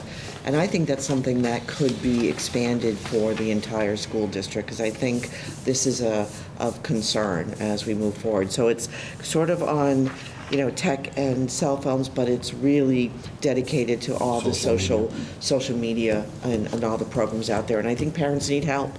And I need help, with some of all these websites or all these applications too. And we can also bring in, not only that, but also an expert that deals with, Right. From the state police that can really provide, I think, some context around some of these different apps that the kids are using. A topic that I would add, and I would actually suggest that we do it before the school year ends, but late in the school year, is to take a look again at bullying and harassment, and if we do this, say, in May or June, we'll have a chance to look at what the high school has done and what kind of an impact that has had. To shift that a little bit, I mean, I think the focus of the social media piece had a lot to do with bullying. But I think something you're talking about is restorative practices and community building. Because I think there have been a number of episodes that have pushed us to think about a new approach and where it comes from and whether or not it works. I would add that to the subject, yeah. I think that's great. I think we could have one about the whole Val Sal thing. I know the school council's in on it, but it'd be great because I keep getting questions from parents, what's up with that? And I don't know, right? So if we could do one soon, because I presume they're trying to aim to have that answer for the end of this year, right? Right, If they right, could and I assume that... like Andy Wolf and whomever else would come in and basically run that. We would get a presentation from them. And nothing, my they don't need a response, PowerPoint, it just, here's what's happening, basically. Right. I mean, I think my response would be that it's in the hands of the school to make some recommendations to us, that there are students working on it, in student council, there are parents working on it. So these conversations are ongoing. There is a process for them to come up with recommendations, and then we'll get the recommendations, whatever they are. Can I ask how those school council meetings work? Like, are those open to anyone to attend? The public, and then he has his, then he has Okay, his. so if they're working on those, and then maybe we just... But it's not a discussion, you just sit there and watch. Well, I think the So last, pictures. the last one, and we got Mr. Wolf give you an update, but the last one, he had a lot of parents attend, and they went through and they had dialogue. It is a discussion. Yeah. But that wasn't really, I don't know if you're talking about the night he had a couple, Parent like Alliance. another week ago. I didn't read that email as come to have a discussion about this as so much as come to hear what we've been up to and The talking about process, it. right. And so, But- I mean, at some point, it feels, and maybe this is just the way school committee has been approaching things lately, but everybody else is talking about it except us. So we're going to be tasked in December to either. 16th. Right. But we charge the school council I to know. do this. That's what I'm saying. It just feels weird. I'm not saying we have to upend it, but it feels like we're either tasked to say no and vote against their proposal or just say yes and accept it. Like we're not part of the process about that. Do you think we should be? Yeah, it's a policy. So in any other policy. It's a school policy. It's a school policy, it's not a district policy. Okay. We approve the handbook as a matter of policy, and it's included in the handbook. So it can be confusing in that regard, but we have not set Val Sal as one of our district-wide policies. I still think it would be better to have them come and let us know more instead of finding out nothing until the day we put the vote on it. Sorry, I think we will get updates. To answer I know Nick's we'll get question. updates, but how are we going to get updates? Is Sean going to do it in his? No, spare minute what report? I'll do is, I think, for our next meeting, I can have, because you heard the school councils talking about this, so why don't we have Mr. Wolf come in on the 21st and do a quick presentation of where they're at in the process at this time. That would be fine, but I don't know if it's a community forum, but I think it's a good idea for Andy to hold a forum, whether it be in one of their meetings or not, but then they should be having the forum, I think we should all attend if we can. Sure. Like I said, I don't need Andy to come here and tell me where they're at, but I mean, I think he needs to open it up to more people so people can tell you what they think about it. So to answer your question, Nick, yes, I think we have an arm in it. Maybe it's a backdoor because the handbook is a policy, not directly the Val Sal decision. But also, we are the most public forum for parent voice in the district. So if conversations are happening at school councils or at this meeting or at that meeting, there's less of a chance of people knowing about it. I also didn't see any minutes released from it or records of that conversation. So having conversations in these other pockets, while it's an approach, and we've been taking that a lot, it's not the same as having them here. And if you don't have a kid in high school, you don't find out about the meetings. I know they're posted publicly, but no one's going to go searching for, is there a new meeting posted today, until like unless the department. So the district email may go out, but not to people without kids in high school. No, and even, I think, to Sean's point earlier, I think even amongst the high school community, the word hasn't gotten out that the work is being done, because I've had parents come to me as well and say, hey, what's going on with this Val Sal thing? And sort of suddenly went silent on it. And, I go back to them and say, no, this is what's happening. Check in with Mr. Wolf and the student council, because they're the ones that are working on it. And people have done that. So are we agreeing to have it happen here or not? A short one? A presentation or discussion is appropriate. Doesn't have to be the full agenda, just a... No, I would recommend that we have, because there are suggestions from school committee members, but have Mr. Wolf kind of give an overview or an update of where they're at, what they've done, and that gives him an opportunity to listen to the school committee members, to, ask for more public, hearings, or not hearings. A timeline definitely would be helpful. I think that would be, then you can figure out when you can do those for all of us, correct. Yeah. So we'll have them come on the 21st. Okay. Additional topics, we've got plenty here, but stuff we want to put on, at least to put on a radar screen. We had talked about curriculum, and that's too big of a topic, I think, but like years ago, we had a math night, and we picked up Engage New York. I know we're getting a literacy presentation of sorts tonight, but that's kind of just a quick one and a small in focus. It's not like how are we dealing with literacy, how are we dealing with the teaching of reading and writing, what's the long-term scope, what are the successes, what are the struggles, that kind of thing. Because the math night went really well. I know that was talking about Engage and the new approach to math, but if we have a new approach to teaching reading and writing, and so curriculum in general or literacy specifically? So I think literacy specifically is important enough to have its own, but like when I say curriculum in general, there's a lot of times, and it comes from people talking to me, that people are having experiences with the schools and they don't know who to talk to about it, for good or for bad. And so in this sense, curriculum would be like, what is it that parents, like a feedback session of some sort, what are parents experiencing from their end of things? Like, what does school look like from a parent's viewpoint? And I don't have it worded out, obviously, but to have that discussion, like what's going on in your kid's day, which is again a really big topic, but there are a lot of things from testing to, which I guess we could talk about testing also, like what sort of data are we generating, what are we using it for, what does it look like? And I know you're going to do an MCAS thing, but Assessment in general? Assessment could be another one. You think do you see testing and assessment as two different ones?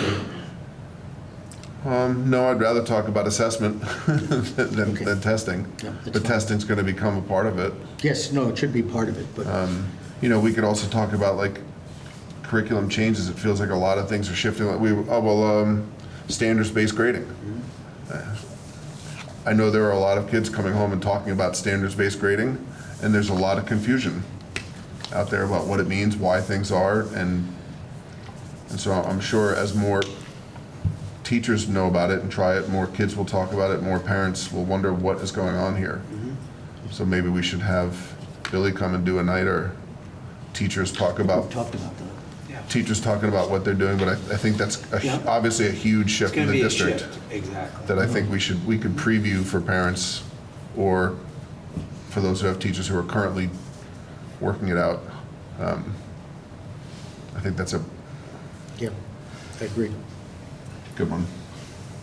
Yeah, I mean, the data piece is an important one, I think, and I think to tie that into the curriculum conversation, like, I think, we sometimes get great presentations on data, but I don't think we always tie it back into the strategic plan, or I don't think we tie it back into, all right, this is what we're seeing, this is what the data is telling us, but tie it back into what we're doing or how we're going to change what we're doing to affect what we're, not only MCAS data, but the data that we're getting every day, that's more up to date than anything we're going to get from MCAS. But I'd like to see kind of an action plan around the data and I guess what it's telling us. And then I think, and if you do it in a forum setting, I think it just better tells the story about why we're doing what we're doing in school, and this is kind of the results of it. I mean, like, I think the K-5 literacy story is a story, but I mean, I also think, the 6-8, I don't know if you call that literacy, but I mean, you're more reading to learn at that point. But I think that's a piece, because I think the data is telling us that something's happening in that 6-8, that piece. So I think it's more of a K-8 story, but.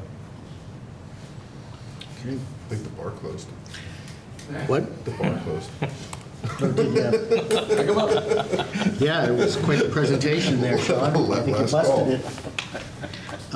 This is obviously beginning to work up a list, and as meetings go forward, if we have ideas for more, we'll just keep adding to the list, but we'll keep it as a running list, and we'll begin to start to plan some of these.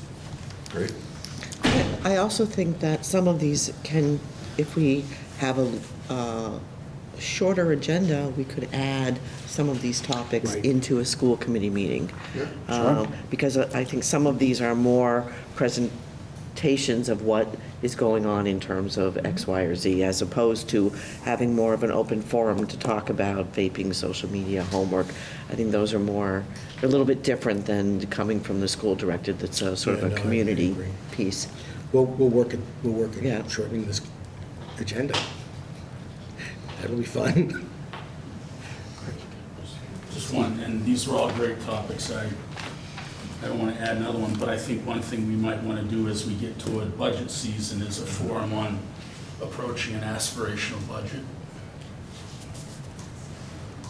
Plays into what Nick was saying too, like what are the aspirations?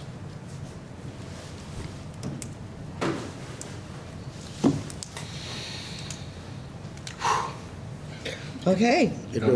It does really feel to me like we're sort of on the cusp of. Now you gotta earn the 3%, Gallagher. That was it, he only wants 2% because he wants to go home early on Thursdays or something. Oh, yeah.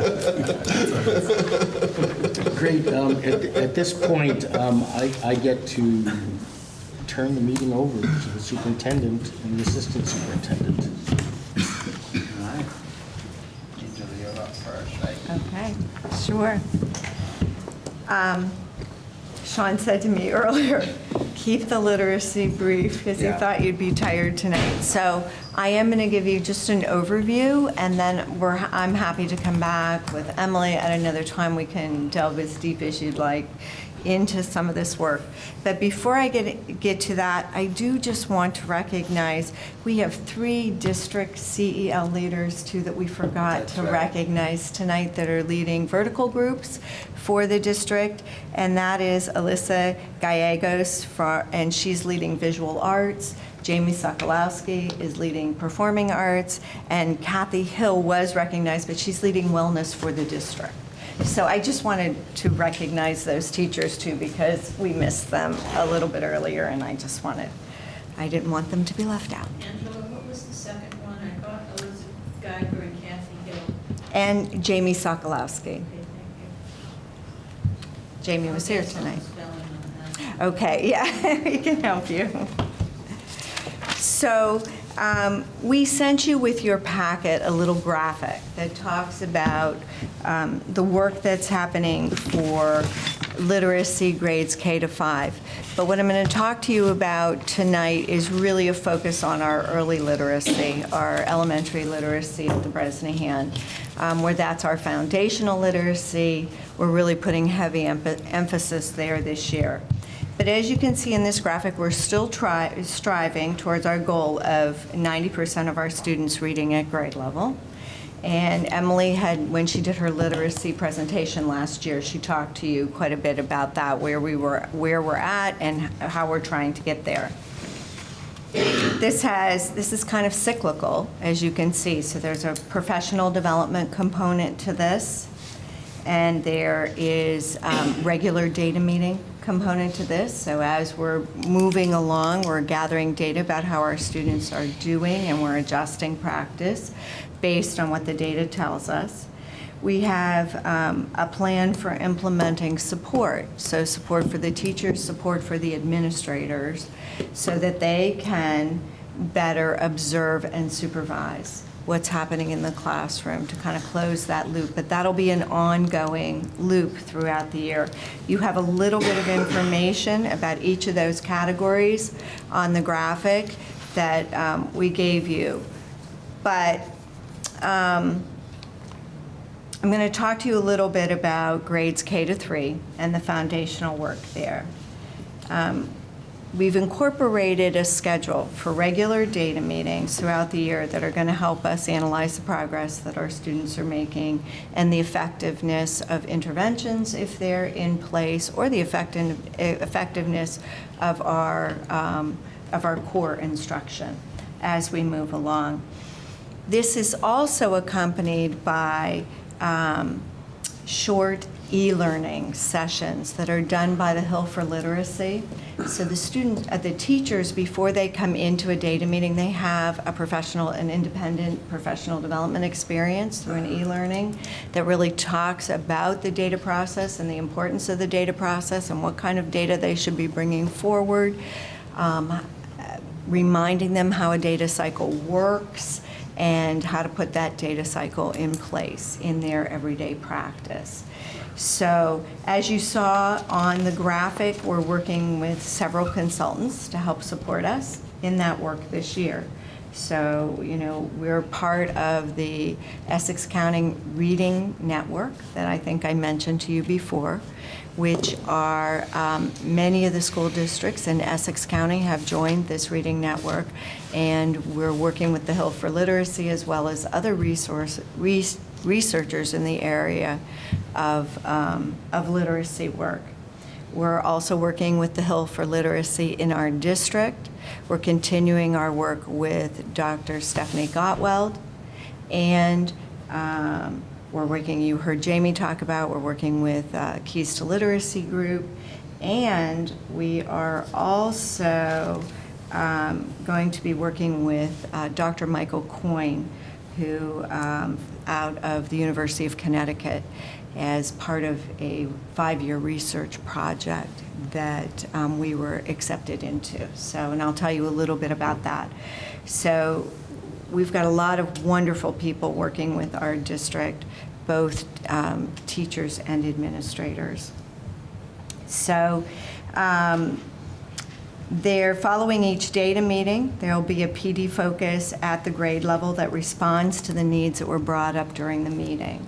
So we're not just having data meetings to help us adjust instruction and then walking away. All of those meetings will be followed up with a PD session around how to best do that and how to implement those changes. There'll be PD that is some directed professional development. There'll also be some professional development that's in classroom professional development, more like a coaching model to support the teachers. I'm sorry, and those are consultants coming in to do that, or people? The consultants are going to work on some of that. Emily Russin will also be doing some of that work. But we're going to be working with Eleni Stedman from the Hill for Literacy. And she is going to be working specifically with our K-1 teachers in the classroom and really talking about the practices at that level. What's her name? Eleni Stedman. Eleni Stedman. Mm-hmm. And I have bios on all of these people that I'm happy to send you. I can send you their bios just so that you have that. Also from the Hill, Shira Cohen Goldberg is going to be working with our leadership team on how to support the teachers through this process.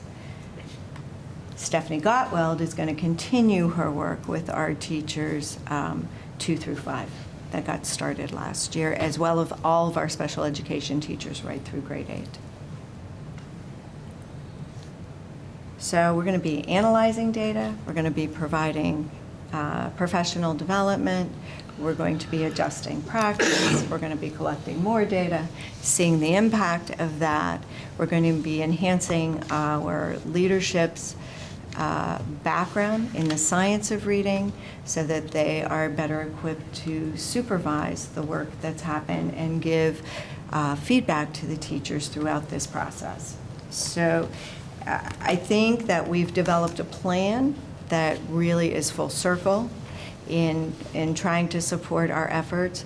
There's going to be a study group this year that will be examining word study programs, thinking about where we want to go with that. We've talked to you before about that we use spell links currently in district as our phonics program. We're going to be examining other word study programs through this study group this year and using our own data to figure out what our needs are and what kinds of resources are going to best help us meet our needs.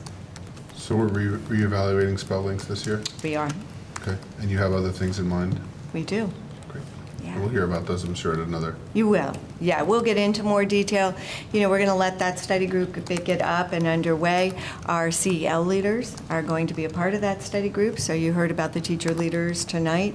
They'll be participating in that study group, as well as other teachers who are interested in participating and are willing to make a commitment to the work. So they can volunteer to be a part of that too. We don't want to exclude anybody from that. The study that we're going to be a part of, the research study that we're going to be a part of through UConn, is really kind of interesting because this study is focusing on early literacy as well. They're looking at the Massachusetts tiered systems of support in combination with PBIS, which is the positive behavior intervention supports. So they're looking at how those two systems work together to engage students in strong literacy practices. So we're kind of Pay no excited. attention to that man behind the curtain. I know. It's Sean's bag. So it's a 5-year study. This year is a planning year. The first year will focus on Tier 1.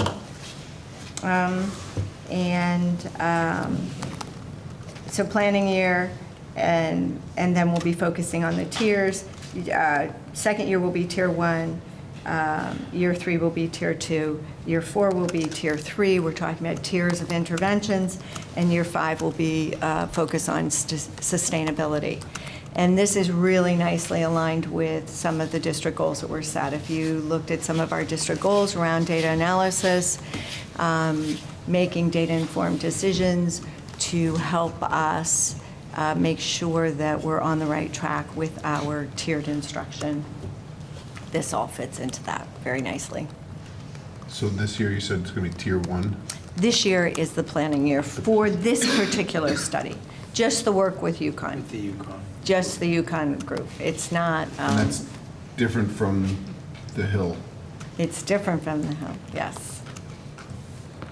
Okay.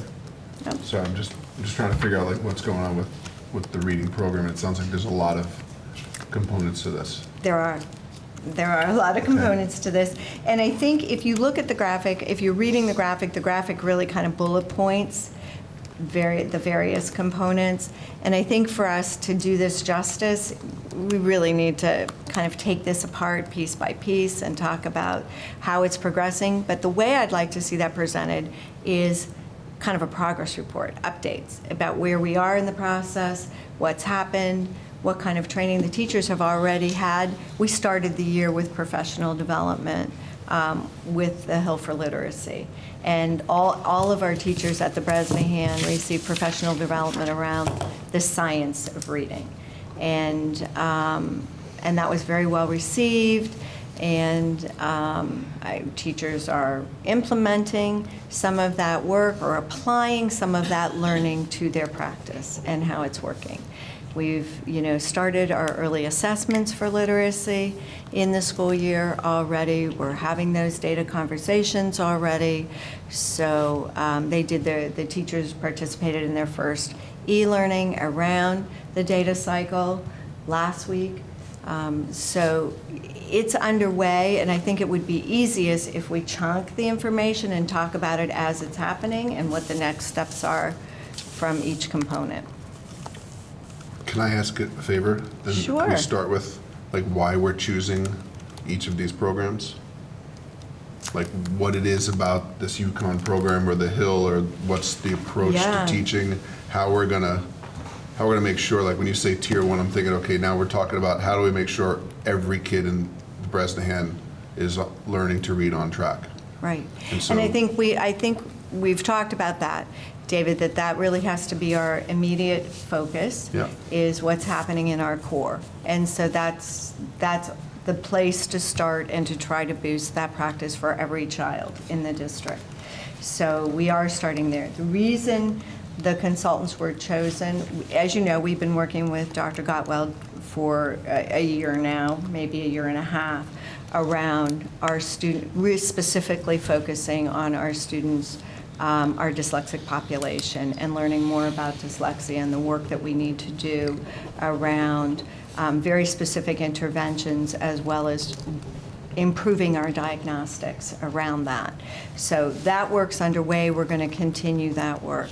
The work that we're doing with the Hill for Literacy is really focusing heavy on the science of reading, implementing the science of reading into our earliest literacy programming, and understanding the impact of that there.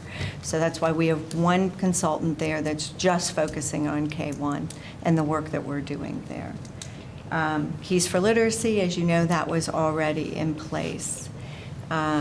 We've had Keys to Literacy in place at the Mullen, and that work is continuing, and Jamie spoke to that a little bit tonight. So that's not a new consultant, but we're combining all of these pieces to bring us more comprehensive programming for our students. That's why, I'm just saying, as you chunk and we move forward, if we could just hear about how.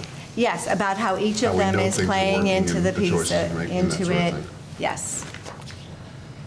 Be happy to do that. Great. Sean. So I imagine there are some teachers going through Billy Donegan training They as well are. as going through this. So is there a lot of, I would imagine, especially with something like this, that there has to be a lot of PD for the administrators, so they can be the instructional leaders in their buildings or in the building. So one, is that happening, I guess? I mean, Yes, so part of that is through our Essex County Literacy Collaborative. So we've been involved in 3 professional development sessions already through that. And each professional development session has a different expert that's coming to talk about best reading practices.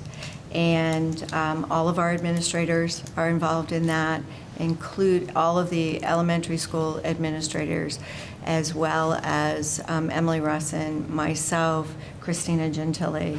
Our team facilitators are a part of that. So that's one piece. As you know, last year, we spent our time as an elementary principals council on professional development for the administrators around building their capacity in the area of leadership. So we started that work last year. That's continuing, and part of the work that we're doing with the Hill is around identifying focus areas for learning walks around literacy, so we can improve supervisory practices and then calibrate what we're seeing in observations, and so that we just are building administrative capacity in that way. So there's a collaborative aspect, there's a professional development aspect, there's a practice aspect to it. And the Hill is helping us with that. Okay. That's going to be, I think that's Shira that's leading that component through the Hill for Literacy. so when you do your walkthroughs, so you have a rubric that you're using for that I'm sure the teachers are familiar with too, so they're working with that? That hasn't been rolled out That yet. hasn't rolled out yet. That hasn't Okay. been rolled out yet, but 'Cause that I'm will be. just saying, for those Right. that are also involved in the Billy Donegan training, I imagine when you do walkthroughs, you have another rubric that you're using. Well, what's nice about Billy's work, so Billy's work is not like a program. It's just, it's But great she must be looking instruction. for things if she's looking at Correct. lessons, right? Yeah. I mean, she's taken So we some took sort of those 5 best data. instructional practices that were part of our district improvement plan. We work with the faculty on all of those different practices, and that's kind of, as we're working together, that's kind of what we're looking at. Now, if we're going to a skills-based class, you'll see certain aspects of that. You'll see success criteria, you'll see rubrics, you'll see formative assessments, you'll see learning buddies. So that aspect of Billy's work can also, so the whole key, I think, with Billy's work, it can be tied to end to a literacy program, math program. But so that's, as we brought Billy in, we didn't want to almost like do an add-on. It's really kind of taking what's existing and really enhancing that. So those 5 instructional practices, we really worked with the faculty, the administration. So we had some staff members as we would develop our goal setting. Some of them are working on their professional practice goal as, you know, some of those instructional practices of scaffolding or the, you know, variety of instruction, frequent check for understanding, formative assessments. And that's what this is not going to be as general as what Sean's talking about, those. The literacy is very specific. The literacy that will fit into those 5 best practices. But you'll be looking for the specific things that the teachers are being taught. So, you know, not only are they being implemented, but how do we support that implementation? I mean, that's really what good supervision is. Good supervision isn't about just seeing if we see something in the classroom. It's about having good conversations with our teachers around the instructional practice and understanding better how we can support them as they grow and learn. Great. Thanks. Any additional questions? I guess the last question, I don't want to pull this off on a tangent, but while we're focusing on the lower grades, which I believe is absolutely foundational and very important, is there something corollary going on in the upper grades? To start looking at, especially with the development of new sets of standards coming out in the content areas? Yes, we'll be talking shortly about the work that we're going to be doing around standard alignment and whatnot in the district. I'll be giving you more information about that soon. I wouldn't say that that is just specific to literacy. That's going to be content-driven across the board. So, but this year, this heavy focus that I'm talking about here is really on early literacy, not focused as much on the upper grades this year. Doesn't mean that we won't get there, but this year the focus is heavy here. Then let me just say, I would like to know what's going on in the upper grades with regards to literacy.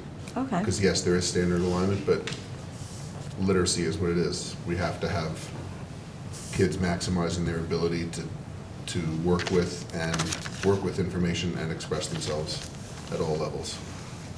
Absolutely. We're not ignoring literacy. I didn't think you were. I didn't think you were by any means. Yeah. So David, you know, we're happy to give you that information, but why don't you just send us, like, you know, some bullet points of what you'd like to know about literacy in the upper grades. Okay. It's just. I'm just saying it's not a me question. I think there are a lot of people out there wanting to know how we're working with upper grade literacy as well. Okay. That's all. Okay. Thank you. Any additional questions? Thank you. Welcome. Sean. All right. I have 7 pages here. You have 7 pages? Just kidding.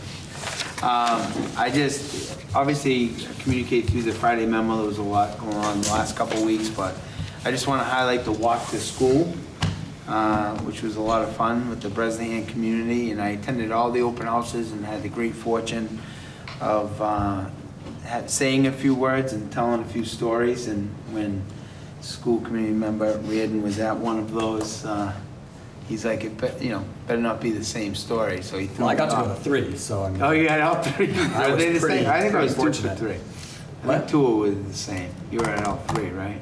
I was at So 3, 2 stories were similar, I think. That's why I gave you a hard time about it. But it was just great community events. I had the opportunity to thank our faculty, support staff, the administration, and I think open houses it's always like a fresh start, and it was just awesome to be part of that. The Student Opportunity Act, we talked about that in joint ed. I also gave you the overall fact sheet on, that's a foundational budget and some of the changes that they'll be proposing.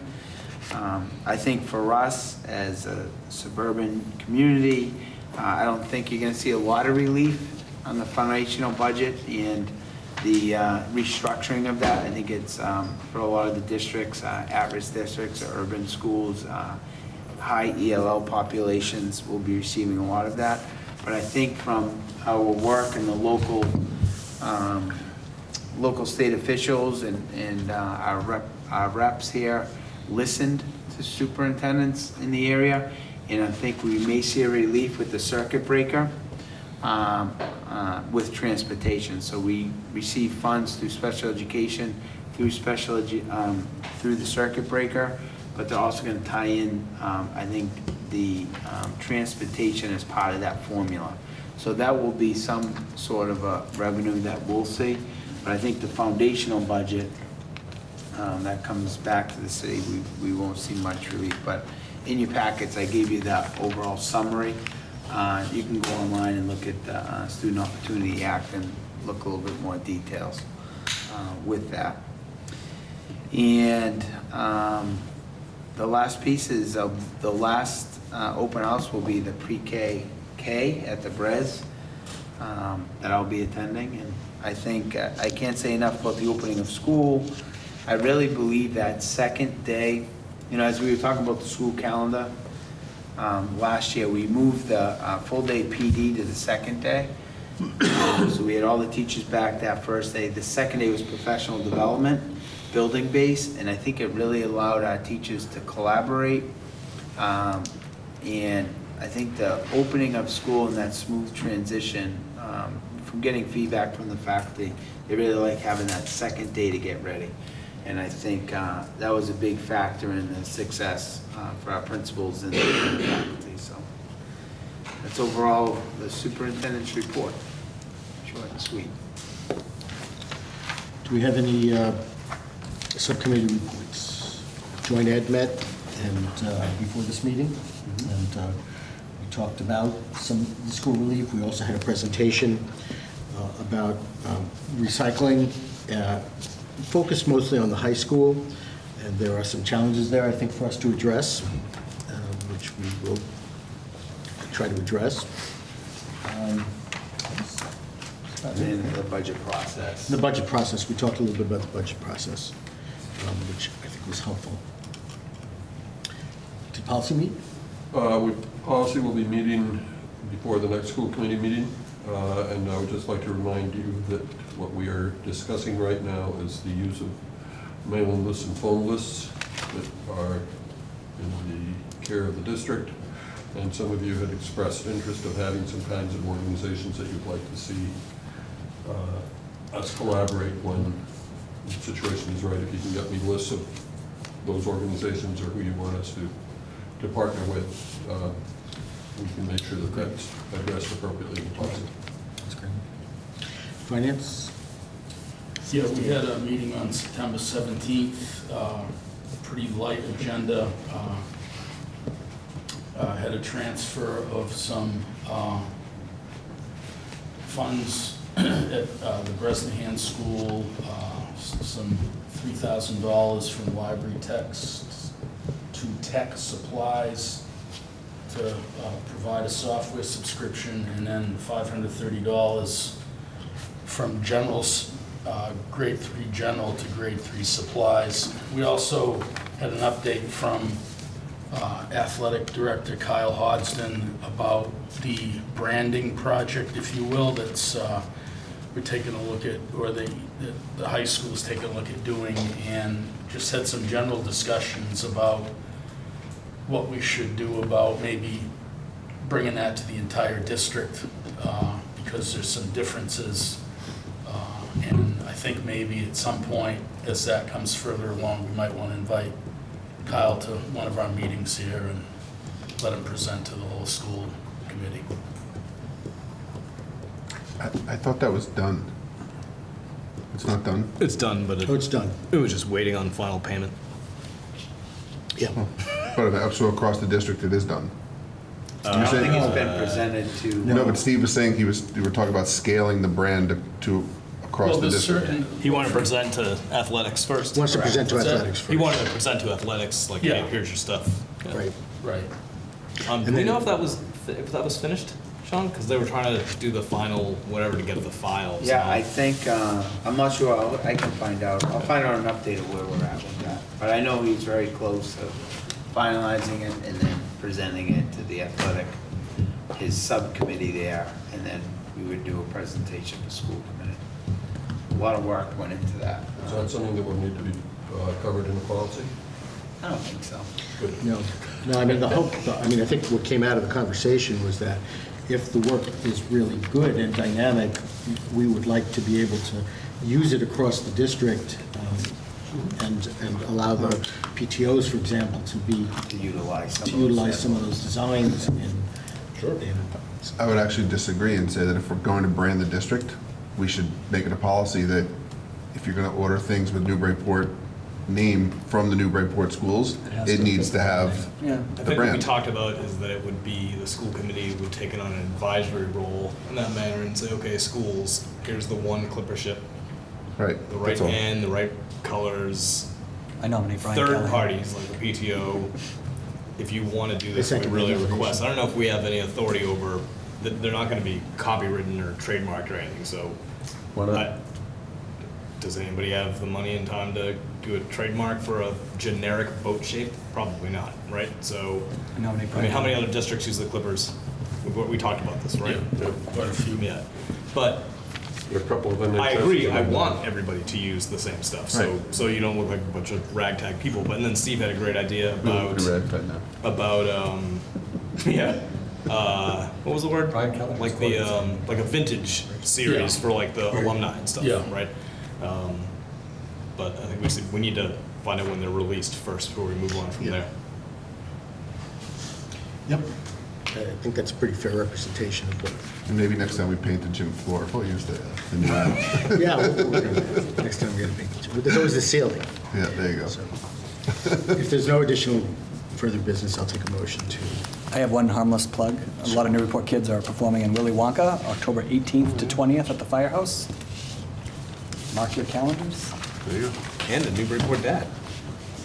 Put ads in there. Yeah, the school committee member. School committee member. John Reardon, on stage.